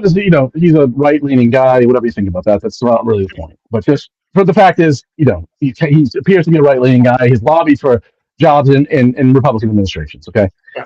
Nonetheless, he's an accomplished attorney. He was, I think he was in. I think, if I remember correctly, it's been a minute since I looked at it, but I believe he was in the homicide division of the DA's office in Essex for 100 years. I mean, not the DA's office. I'm sorry. What am I looking for? Federal prosecutor's office. And no, I forget. He's done some stuff as a lawyer. I obviously forget. So he's a qualified attorney, is the point. And then he's gone to the private side since.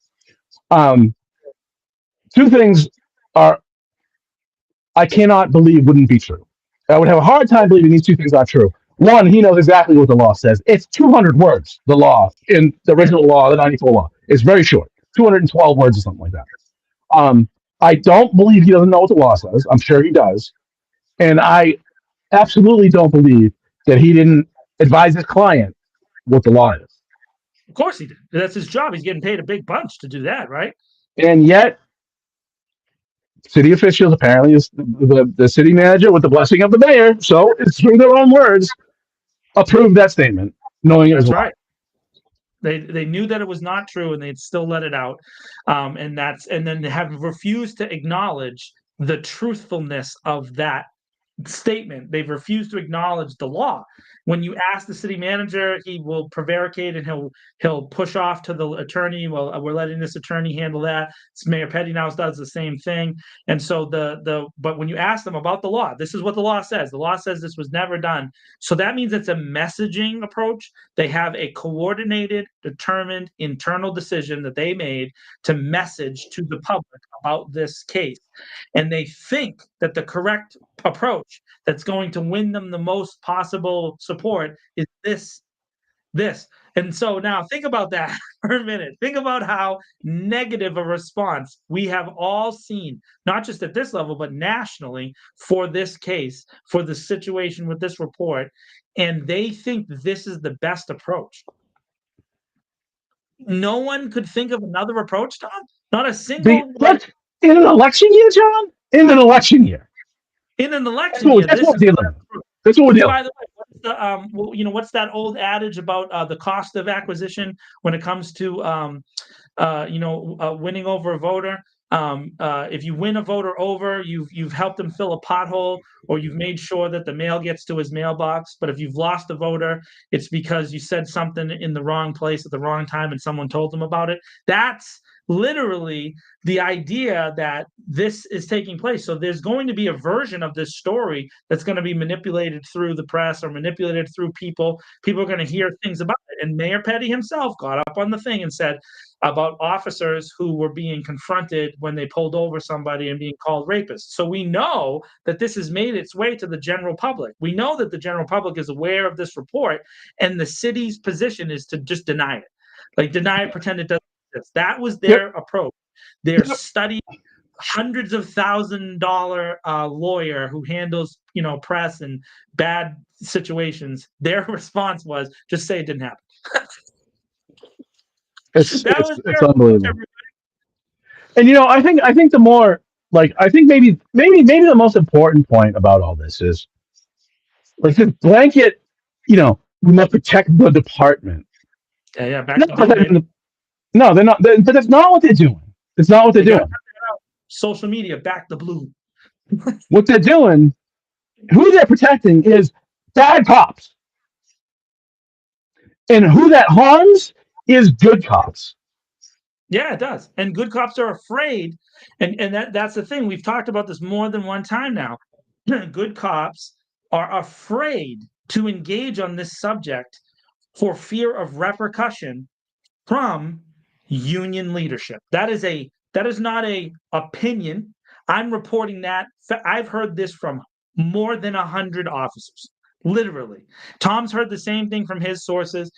This is a pervasive fear. So just think about this for a second, ladies and gentlemen, the people that watch. Let me present this to you as clear as I can. Whether you're on the left or the right, it doesn't matter.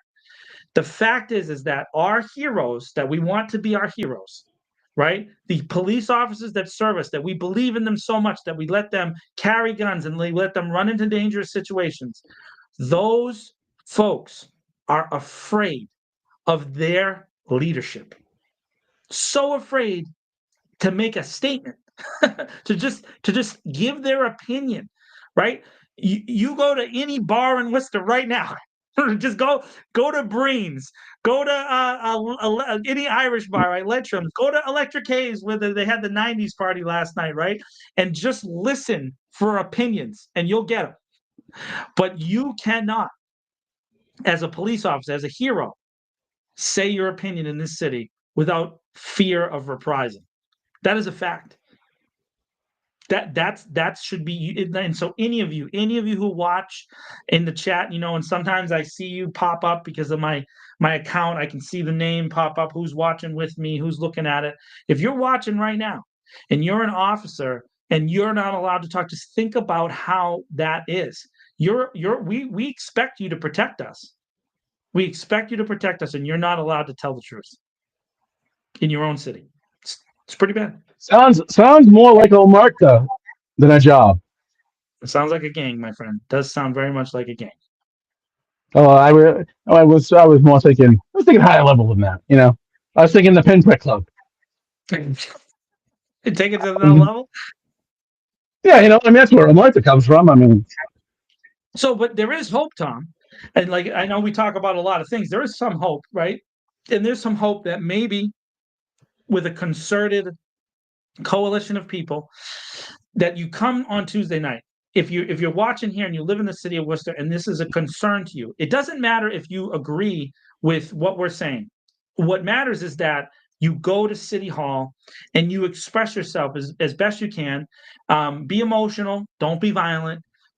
Do your best to express your thoughts and your feelings about this and make them think that it's important to you and make them believe that it is. Because I agree with Tom. I don't think they're going to do anything about it. But maybe, just maybe, with the power of persuasion, someone can get up on that mic and in their 2 minutes before the shot clock goes off, they can say something that will talk a one counselor, just one counselor, into thinking differently. And no, nothing's going to happen that night, because all they're going to do is get up and tell the police chief how awesome he is and how well he's done on reforming the thing. No visible reforms, paperwork reforms, but whatever. He's doing the thing that he's supposed to be doing. Like better policy is good, but you haven't addressed how it's going to be enforced.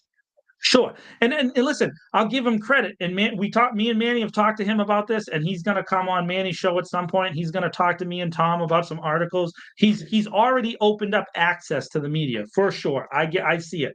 And there's a second reform, and the second reform that we've seen is there's a ton more foot patrols. I have not seen someone walk up King Street in a blue uniform for anything other than a bad situation in years. And I have seen that happen since he's become the chief of police over the last 18 months. So I give him credit for that. They are attempting community engagement. And I'll even go one more, Tom, a third one. They Captain Early, who is known in the city, he's the new union president, right? But he's known in the police department as the calm guy. They sent him. They've been sending him and his crew to the city council meetings that they thought would get emotional. And so he's not a guy who reacts in a difficult situation, and he normally engages with people. And he's been in some tough spots a couple of those nights that weren't a riot, when he was engaging with people. And so I'll give the chief credit. That's a thoughtful approach. They send a guy that the community likes. They send people out onto the street, and he has opened the door to more transparency. Those have all happened. So I give him credit for that. But the rest of the stuff, how do we know? How do we see it? How do we see it happen, Tom, without seeing an officer who already we know committed a crime with this false police report being held accountable? How do we know that it's happening? Do we just take their word for it? It's hard to. It's really hard to. The other, I think, important point here is, and look, nobody in a position of power wants to give up any of that power. So the chief is going to disagree. The chief himself will disagree with this, but this is how I see it. It's easier for the city council to do nothing and leave him in the lurch than actually take action and protect him. Sure. This is what I mean. They're going to leave him. You're going to put him in the same predicament as worse people that have preceded him were in, which is it's going to be this constant choice between enforcement, accountability, and protecting his guys. And he's got to look like he's going to protect his guys, because you can't have mutiny on the ship. We saw I forget what year it was now. 21 people called in one day. It was the day after they disciplined somebody for punching a guy on a gurney. And they didn't even find him responsible for unreasonable force. It was that he didn't report the use of force, that they disciplined him. And the next day, 21 people call out. It was obviously coordinated. What did the city do? Absolutely nothing. Just took him on the shit and moved on. And we've seen worse happen in other places. And they're going to leave him in that position where he's going to be caught in the middle. Where if there's an independent determination of the facts, you take him out of the middle. But they won't do that, because it is, and it's not like he is going to personally oversee the gathering of evidence. Yeah, he's going to look at the reports, but so they write the reports better, right? That's right. If you're an investigator trying to get to a point where you can stop investigating, or trying to get to a point where you can find somebody not responsible, you write the report better. In the past, they didn't. It just seems like they didn't even care what the report said, because the chief was going to sign on for it. The past chief. So what they could do is have a spine and protect him from this obvious contradiction in that position. But they're not going to do that, because rank and file unions, whatever, don't want that. But they could easily sell this. All they had to do is not make it only about the police department, and I bet you there wouldn't be a ton of resistance. If you're picking on them, of course, unions are going to push back. But if you're putting this in as a new system that doesn't only apply to the police department, they could probably get this done. But that's risky in election year, and it's about at the end, it's about them. Right. And I mean, just think about this. So, I know that people who watch our show, they often respond to me and say, like, you guys talk about things like these, like it's like a deep conspiracy and approach and all these. God, it's very obvious. So, for example, the great example is they just had the promotions for the high-ranking officers, right? The lieutenants, the officers, lieutenants, captains, and deputy chiefs. 13 officers, right? That was originally scheduled for last November. Okay, it was bumped. That's a fact. It was bumped. So now we get this immediately following the chief of police's ascension to being the chief of police, and right before this report, we get these new officers that are in place. And it just so happens that we have the first deputy chief who's an African American, Deputy Chief Davenport, and we have the first ever captain who's Latino, Miguel Lopez, right? By the way, two officers who have been celebrated a bunch of times throughout the city's history, and officers, former Chief Sergeant used to, on many occasions, bring Deputy Chief Davenport and Captain Lopez to a lot of events. There was a lot of times where they were popping those two guys up. That's what we're saying, guys. They literally are doing to our local communities the token thing to try to distract you from the overall thing. And now when I say that, they'll be like, oh, John, you're like reading too far into it. Okay, it's 2025. It's 2025, and we're just saying the first ever deputy chief who's African American in Worcester, Massachusetts. And he had to sue to get it to become a captain, for God's sake. Well, no, Tom, don't bring that secret up, Tom. Come on now, we got to celebrate him now. We got to celebrate. You got to let Mayor Petty. And that's not to say that either one aren't worthy of the job. That's not what we're saying at all. No, I mean, I think when look, if you're analyzing politics, you have to analyze optics. What are they trying? What's the story they're trying to tell? And this is pretty obvious. And by the way, it's not like, I mean, I would never hold it against the Deputy Chief Davenport to say, to like force him to talk about the lawsuit that he had to sue to become a captain. But the fact of the matter, he is, and let's go to that civil service question. He had a higher score than the person who beat him. That was the crux of the case. Remember, they said, well, hey, listen, civil service, we only promote the people with the highest scores. The test is the test, and everybody's the same. In the case of Deputy Chief Davenport, he had a higher score than all of the other white officers who were promoted to captain, and he didn't get the job. So we literally have it, and he won the lawsuit because he eventually got his promotion. We all know that. Okay, so that's the point, is that if you point that out, if I bring that up, you're like, oh, John, you're bringing the dirty past up. And we've moved past that, because look, now he's the deputy chief. Well, look at the way they treat this. Look at the way they treat this. The DOJ only looked at, they keep saying they only looked at 2018 to 2022. You've unwound, at least 20 years of culture rot in two, is what you're saying. It's just stupid. No, Tom. Listen, from 2018 to 2022, those were the really bad years. Everything else, the police perfect. For 2018 before, the police department never did anything wrong, and for 2022 since, it's been perfect. There's never been anything wrong. It was just those 4 years, and we're working hard to reform those things, Tom. We really got some good policy changes that are going in place. and so mad at me on Tuesday. He's gonna see me and ask me these questions, like, "Hey, you're nice to me at my me becoming the chief, and then just 1 week later, you're on the thing railing at me." Well, and look, and I think that's the thing is like, I haven't met Captain Early, but I mean, I hear good things. I've heard good things about now Deputy Chief Davenport. Obviously, I'm supportive of the chief. So when we're talking about problems, we're not talking about them, because the politicians. I mean, Augustus did this in 2014. I've mentioned this many times. I went back and watched all the video and. But there was a protest in Worcester that day, and there was actually a lot of cooperation between protest organizers and police. It actually turned out to be kind of a good day. And then a bunch of people went to City Hall, and some, people yell and scream and get emotional. And that, of course, makes you just disqualify everything they say because people had, God forbid, they get emotional. But a lot of people didn't, right? They stated their case plainly, politely, but firmly, saying, "Look, you got some problems here." A lot of people saying some of the things we say about, look, I know cops, they're great. Yeah. But you have some problems. And of course, it was some really ignored, some were scoffed at, ridiculed. Mostly everybody was just ignored. But as soon as public participation was over, the city manager at the time, Augustus, wanted to speak.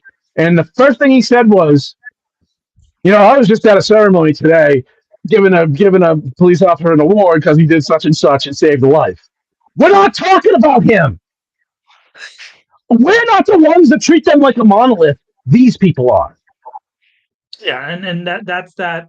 There's always it's always the what about thing. It's like, well, one person does this, then what about the person who did the good? No one's saying that at all. And then Tom Duffy in some of his public statements has said, well, there's the reason why people feel this way is just because the public perception has changed. So the question is, why has the public perception changed? Is it a grand conspiracy to defame the folks that are supposed to protect us? Is that what it is? Is it possible at all that there were some incidents that happened where maybe some people did some things wrong, and then this exact attitude was the response even then? So even before there's been this, this kind of small period of time where our officers are looked at as in negative light. Not everybody, but a group of them. That has taken place, but there was no reason for people to change their minds. There's no reason for people to feel this way. Because I remember 9/11, Tom. I remember. I mean, this is all in our time. I remember that the day after. I remember going into Boston and watching the streets lined with people and the USA chants and the first responders being heroes and the books and the movies and the all those things. I remember that in our country. It was a unanimous response to people caring about people so much that they risked their lives. I don't think that there was anybody. I mean, here in New England, we had the brothers of at the time Patriots captain Joe Andruzzi, right? They ran into and risked their lives. Like, that was a real thing. We had officers and fire men leaving from Worcester to go to New York, right? So those are real heroes. No one's denying that. No one's saying that the people that died in the fire aren't heroes. No one's saying that the Officer Familiar isn't a hero when he he gave his life to try to save a child. No one's saying those things. But the response to us questioning an officer who wrote a false report is to say that we are saying those things, and that is just complete utter nonsense, Tom. And it used to be like a fear to like push back, but now it's no. You're just trying to pull a stunt and distract us from what is the real important thing, which is we're asking for the police department that we deserve, which is one that protects us and serves us, not one that lords over us and tells us that we're wrong. That is not the right approach. In the community, to answer Manager Batista on Manny's show, he said maybe that is the accountability that the community is asking for them to be fired if they commit a crime. And the answer, Mr. Manager, is yes. We are asking for accountability, that when officers commit crimes, they are no longer officers, because we want no bad apples. That's what we want. We don't want there to be a bad apple. I don't want an innocent person to go to jail because they didn't, because someone faked evidence on them. I don't want officers selling drugs out of the back of their cars. I don't want officers pulling people out of cars in the middle of the day in traffic and throwing them into the street, allowing their car to crash into a tree, and then saying that the guy crashed into the tree. I don't want that from our officers, and you know who you are. You are doing those things. We want those things to stop. And I'm not afraid, and I don't think any of us are going to stop pushing. So don't think Tuesday's the last you're going to hear of this story, because it's not. Yeah.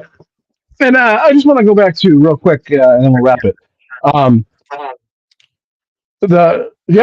mean, look, somebody who can't control themselves at a youth sports game cannot be a police officer anywhere on earth. It's that simple. At like 14-year-old playing soccer, I couldn't tell. I don't know how old the kids were exactly, but I mean, young kids, youth playing soccer, and you can't control yourself. But do you see this? Do you see this? Don't. Clarification. See, this is what I'm talking about right here. This is absolute nonsense right there. Jose Rivera in the chat saying good clarification on no. There was no clarification.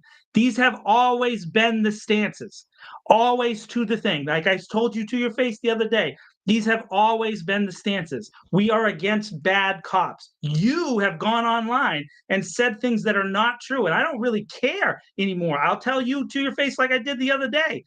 The things that we are saying are true, and it's about time you start believing it, dude. Don't say that in the chat like you're like pontificating, oh, good clarification, John. No, I've been saying this from the beginning, dude, from the beginning on every single platform, that we want officers who are good to stay and officers who are bad to go. Now, why don't you say that? Why don't you say that in public? Because he won't say that. He won't ever come out against an officer who committed a crime. He won't do that. Sorry. That made me hot. Listen, but if you're gonna run for office publicly and then do stuff like that, I'm gonna call you out every single time. It doesn't matter who you are, where you are. Don't do bullshit like that. That's not okay. That's not okay. Don't come on this show and do that. Okay then. Good clarification. Good clarification. Look, now I'm spitting, mumbling at myself. I'm all hot. I just wanted to go back to the thing we talked about last week real quick about hours worked, right? Yeah. First of all, the interesting thing is I found in that is, I forget which one of the union leaders said that this has nothing to do with human rights because the Human Rights Commission. His two cousins who are two of the complainings. They're two people who are the last name is Rodriguez, have made official complaints against Thomas Duffy for beating them up in public. Those are his two cousins.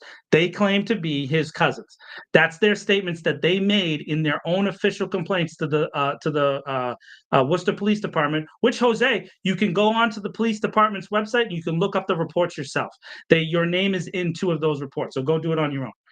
I'm not doing the work for you. I've already told, and I also told you that in the city council chamber. I sat behind you and I told you that in your ear. That's where it is. So if you don't want to come on the chat and say it, go right on the Worcester Police Department website, look up the last name Rodriguez, search police reports, and you will see two complaints by people that claim to be your cousins that said Thomas Duffy, head of the patrolmen's union, beat them up in public, and you haven't done anything about it. How about that?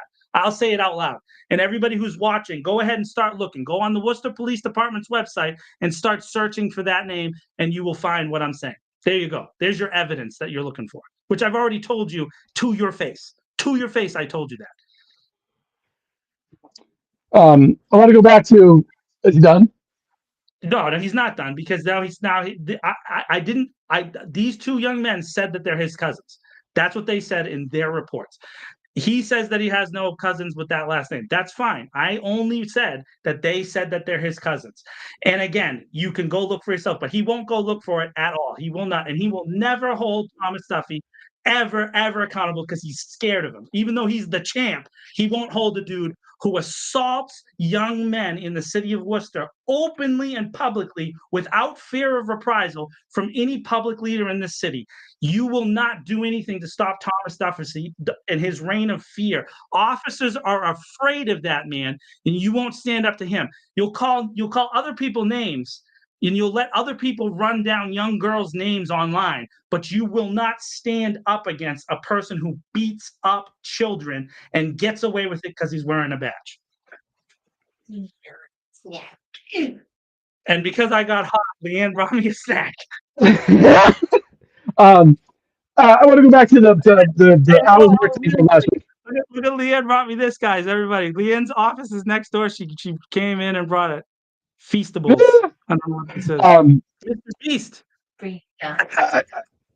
I found it interesting that one of the union leaders said about that it has nothing to do with civil rights, so the Civil Rights Commission shouldn't be looking into this. Well, there's nobody else to look into it. That's the problem. But secondly, I framed it as soon as you put on a Worcester Police Department badge, you become RoboCop apparently, and you're impervious to fatigue. We talked about this last week. I would just say this. And I thought about this during the week. I don't want to deal with that anymore. I'll just say this. Let's look at traffic accidents involving Worcester police cruisers and correlate that to the numbers of hours worked that week. And let's put out a report on that. Let's do it. I'm down. We'll never get that report ever in a million years.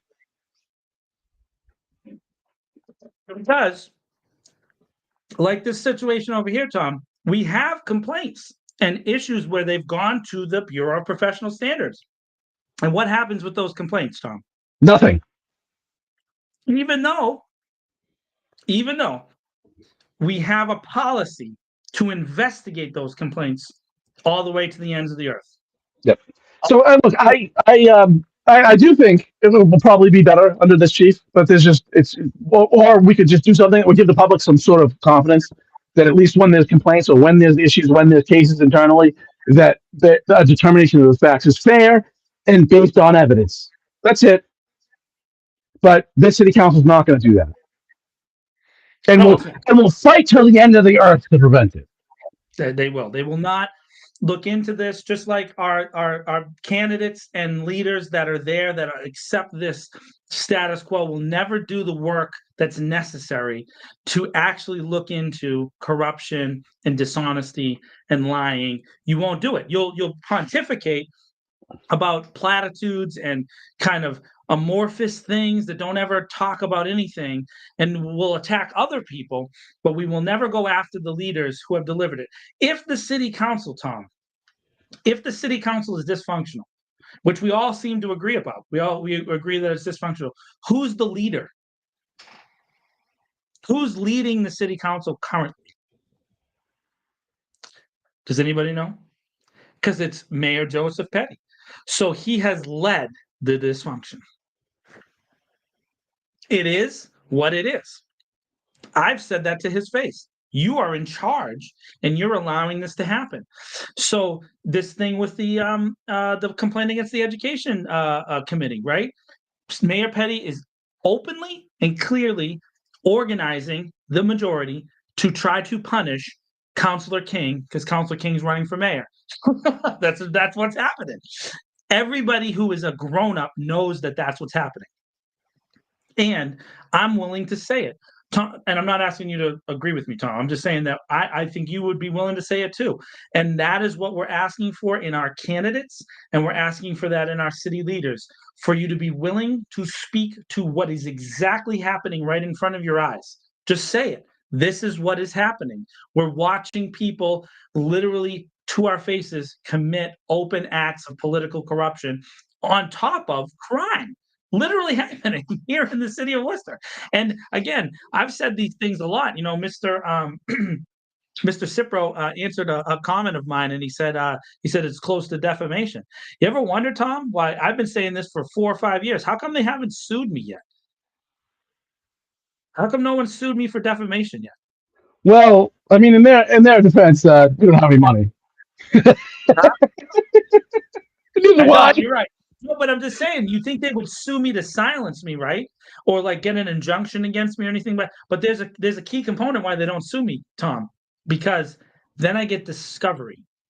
And if I got discovery, then we would be able to say that not only am I saying the truth based on the evidence that's available, but there's even more evidence behind closed doors that I would then have access to. But they won't. They won't allow you access to the truth. So even me, who normally I'm just a fringe journalist, right? Not important at all in the grand scheme of things in the world. Maybe I do a couple things here in the city of Worcester who, that help people or whatever, that's fine. But, and that help me, Annie, and I work with you, Tom.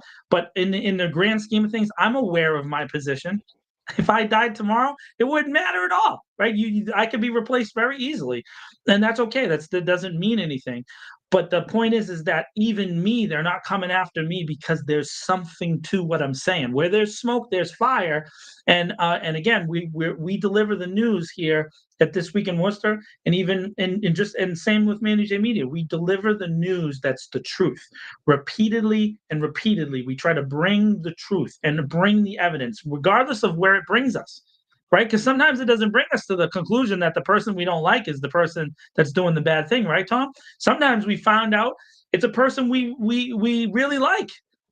And it turns out they're the scumbag, right? And then you're like, oh man, that really stinks because I like that guy, and we don't want that or like that girl or whatever. But in the end, Yeah, and I try to keep separation between like yeah, I think I like people that I think have abhorrent politics, right? I do. I like plenty of people that I think have horrible politics. Um, Mm. but they're good people, right? So, yeah, on the easy, for whatever reason, people have different reasons for liking people. But I mean, there's also, especially, city council. Those that I've gotten to know, I like very much, yeah, and some of them I have, almost entirely different politics. We are different on almost every issue. Um, so I try to separate that. I try to separate the two because having abhorrent beliefs doesn't what I think are abhorrent beliefs politically doesn't necessarily mean that the actual person is a bad person. Um, right. They could just hold a position that you just don't agree with, and that's completely okay. That's right. completely okay. Right. Um, so 2 hours in, this is a good yelling session. Wait till you see Tuesday. I hope people will come. I'll just end this topic with this. I hope people come. If you don't want to speak, don't. If you want to speak, speak. But I hope people will come because you feel an obligation to defend your neighbors because this city council, the majority of it at Yeah. least, certainly will not. Yeah, so just come out to Tuesday, stand, your ground, whatever position you have. To be honest with you, Tom, I hope there's opposition to this opinion, and I hope people come. But just be prepared to like deal with the facts, right? And I want to point out real quickly, every case that Tom and I have discussed tonight existed independent of the Department of Justice report. So these were all cases that were in the public eye, that were litigated in public, that were documented, were reported on before the announcement of the Department of Justice investigation, and have been parallel to it. They just happen to be covered in that investigation, random selection, whatever. Maybe that's not true. Maybe they didn't do it randomly. Maybe they picked those cases on purpose. I don't know. I'm willing to criticize them as well. And to be honest with you, there's two guys that I've known for a long time, and you can look their names up. It's not that hard to find out. Two lawyers who were Trump appointed attorneys who began this investigation under President Trump #1, and were the only two retained Republican staffers that were on the Department of Justice case. They have, in many, many cases, given me information, not Tom. They've given information to me. They remain in the building despite Joe Biden being president. They remain the entirety of the 4 years that Joe Biden was president. And I will take you to the next level. The 3 Democratic staffers that are on this thing are still there. They were not let go. The 5 attorneys that were on this case, that have been on this case this entire time, are still there. Imagine that, Tom. They're still there in an environment where we have all this stuff happening and all these things that are going on. Donald Trump has retained 3 Democrats to stay in Worcester and investigate this case. Is that nonsensical or what? Right? So, that's the facts of the case. The facts of the case. That's not a thing. Did they get rid of the person who was in charge, Josh Levy? Yes, and Yeah, of replace course. him with That's always that always happens. But the head person always gets taken out no matter who's the president, right? But the staffers on this investigation have remained in place and are currently negotiating with the city. That is a fact. They still have retained outside counsel. Why is that happening, folks, if what we're saying is bullshit? Come on. Well, I mean, look, the facts are that despite their public position, that the unions are also meeting with the DOJ. So yeah, that's a fact. Yeah, that's an absolute fact. And so now, of course, they would never admit that in public, though, Tom. And then if you bring that up, though, now what are you doing? You're creating division and da da da. Of course, we have to be there because we need to see what's happening. No, you don't. If you don't believe there's any validity to it, why would you be there? Yeah. It's Here's the best part about that. They were invited to this negotiation. Yep. They don't have to be there, but the Department of Justice invited them, which is a public statement that was made at the December 18th, also not a riot, December 18th public event at the YWCA, right? They made that statement then. We heard that in public. They said, we extend the offer to the unions to come and see the process as we're working it through with the city. We are completely transparent. That was the statement of the Department of Justice attorney at the time, who happened to be a Democrat, a Democratic appointee. I don't know her personal political affiliations, but she was appointed by Joe Biden, and said that that's the process they were going to do. And it turns out that it's true. Sean Murtha, who is the spokesperson for the chief of police, and I think there's now a second person that does other public announcements, right? So, but Sean Murtha, generally the person you need to go through to talk to the chief of police, has in his last statement publicly, which was the week before the chief's announcement, said that they are still in ongoing negotiations, and the chief has been attending those meetings. So we know that this is an ongoing thing. It's not, no one's hiding it. It's openly being dealt with. And this report on Tuesday is supposed to be the answer that's going to propel them forward to finalizing whatever agreement they come to with the Department of Justice, which I think, Tom, for the city of Worcester, if they announce a month from now or 2 months from now that they've come to an agreement with the Department of Justice under President Trump, and they have agreed upon this thing, one, it does two things. It is great for the city that they came to an agreement. And two, it also validates all of the folks that have been saying there's something to this. It creates a wonderful potential scenario of actual reform. And I hope that that's what the city ends up doing. I really, truly do. But like you, I wonder if that is not their plan to pull out or not, not agree with it. But it would be great for the city to validate what we were saying as being true. Not everything. Of course, we know there's some bullshit in there. That's how it is in every situation. But that the vast majority of what was said was true. And the thing is, nobody's going to go to jail because that's the so like, it's a little different when you try to send somebody to prison for a thing they didn't do, and when a report that doesn't name names comes out that says you have some problems. It's not the same. So anyway, but hey, Tom, real quick, Mr. Beast, if he wants to, can totally sponsor the This Week in Worcester podcast for these chocolate things. Yeah. John, Tag let's Mr. go to Beast. let's go to your favorite part of the show. Go in the comments and tag Mr. Beast right now. Yeah, tag him. Get in there. YouTube, X, Facebook, wherever else Tom is broadcasting this thing. Get on there and say to Mr. Beast that there's a new show he should be sponsoring right now. And that's the hard-hitting journalism of the This Week in Worcester podcast. Your favorite part of the show. Go. It's not my favorite part of the show, Tom. That is a lie. Tom Marino. The fact is that this is voted by our watchers.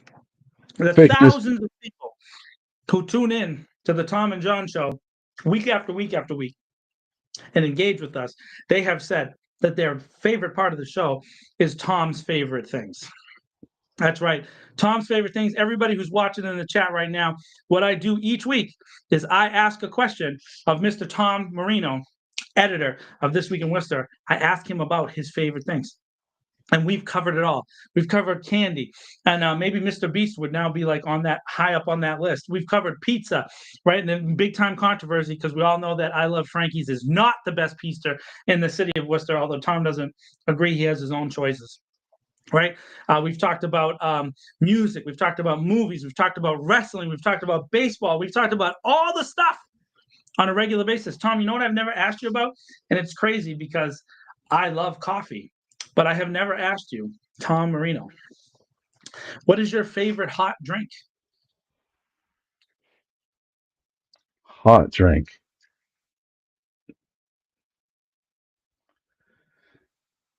Like not necessarily from Starbucks, but you know how they do like that take on the caramel macchiato? It's like they turned the caramel macchiato into a drink. Other places like independent, I try to go to real coffee shops and not garbage. I mean, it's not like I'm opposed to getting a Dunkin's once in a while, but I mean that's like should be nobody's first choice. but like something like that, little caramel, maybe, or a little chocolate in something with espresso, Hmm. but like espresso. If I'm going to go buy, I'm going to pay $100 for a coffee or whatever it is now. I want espresso. I don't want coffee, or at least some espresso. Something that's gonna punch you in the face is what you're asking for. Yeah, yeah, oh, yeah, yeah. I'm like practically impervious to caffeine. It does very little to me. So my favorite hot drink, and I haven't had it in a little while, and I should probably have it. And actually, I went with Leanne.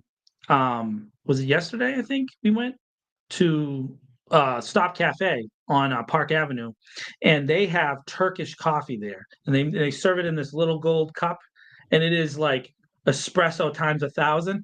Yeah, it's like fuel. It's like gasoline. It is absolute rocket fuel. Sometimes I remember one time I drank it at like 6 o'clock at night, and I couldn't sleep. No, Like stayed up until the next day, and then stayed up like through the next night of the second day, and like was like my brain was cooking because I drank it all at once. I like hammered the thing. I was like, oh yeah, this is only a little cup. I'm just gonna go bang, and oh no, you gotta sip it and savor the deliciousness that is Turkish espresso over at Stop Cafe. And I, you know what thing I do? And then there's another place that we went there. We went with Manny and C and Maria, and we've gone there a bunch of times now.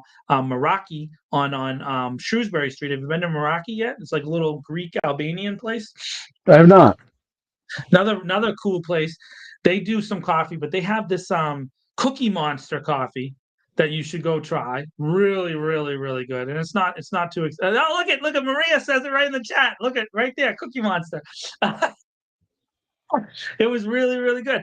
And then there's another place, and then Bean Counter, which there's 2 locations, I think now.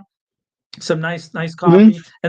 And Baylan's Casa de Pan on Main Street, another place with some really good coffee. Gets some of that El Salvadorian stuff going over there. So why is there no night coffee places though? Does anybody want to know? Answer that question. Night anything anymore. Oh man, but see the thing with the night coffee places, you don't need a liquor license. You can just have coffee and you can be open you can stay open all night. You know what I mean? I mean, and what is open 24 hours in the city anymore? Nothing. Yeah, well, Convenience stores. Yeah, just like CVS, and I don't think Walgreens is open 24 hours anymore. I think just CVS is. And then Kenmore Diner though is still open overnight, late at night, under the bridge there.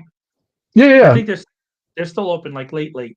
And I don't know who else. I don't know if there's anybody else, but there should be like just place that opens at 10 at midnight, 10 p.m. Like, I mean, no slight to the owners of the Boulevard. I'm sure they're doing like what makes business sense, but that place not being open 24 hours a day is a sin. Well, the Boulevard is great too. Another great breakfast place. I know everybody likes Miss Worcester, but I feel I think there's a lot of great breakfast places in the city that just kind of. I mean, Miss Worcester though. I mean, some of them French toast. High quality. And you know who has a great cup of coffee and then nobody knows about this, but I swear it's because they have one of the oldest coffee makers in the city is the Boynton. The Boynton has an amazing cup of coffee, but it's because it's like years of caked in coffeeness is just sitting in that pot. And the owners of the Boynton are going to get mad at me. But I love their coffee. I absolutely love it. I'm one of the few people who asks for coffee at the Boynton. It's John, and every time I go there, I get it because I love it. I get it absolutely black and just drink it right to my face, and oh man, it's good. So, Fiona with a good point. Insomnia is open late. Insomnia Cookies. Hey, so everybody, by the way, go to all these places. Make sure you go to Stop Cafe, the Bean Counter, the Boynton, Kenmore Diner, the Boulevard, Insomnia Cookies, and say that This Week in Worcester podcast sent you, right? And make sure we get some credit for this so we can get a bunch of sponsors. You know what I mean? Because Big Daddy John and Big Daddy Tom want to get some pay in here. Just don't do that all in one day, or you will almost certainly die. By the way, I don't know if Jose's still here, but if I was gonna be a boxer, my boxing name would be Big Daddy John. Good God. All right. So that is how we'll somehow close this big yell fest today. We will be back on a week from today. We do this every Sunday at 8:35 or so. We start. We will do our best to try to screw it up less next week. Until then, thank you everybody for participating and listening and watching This Week in Worcester. Fred Nathan should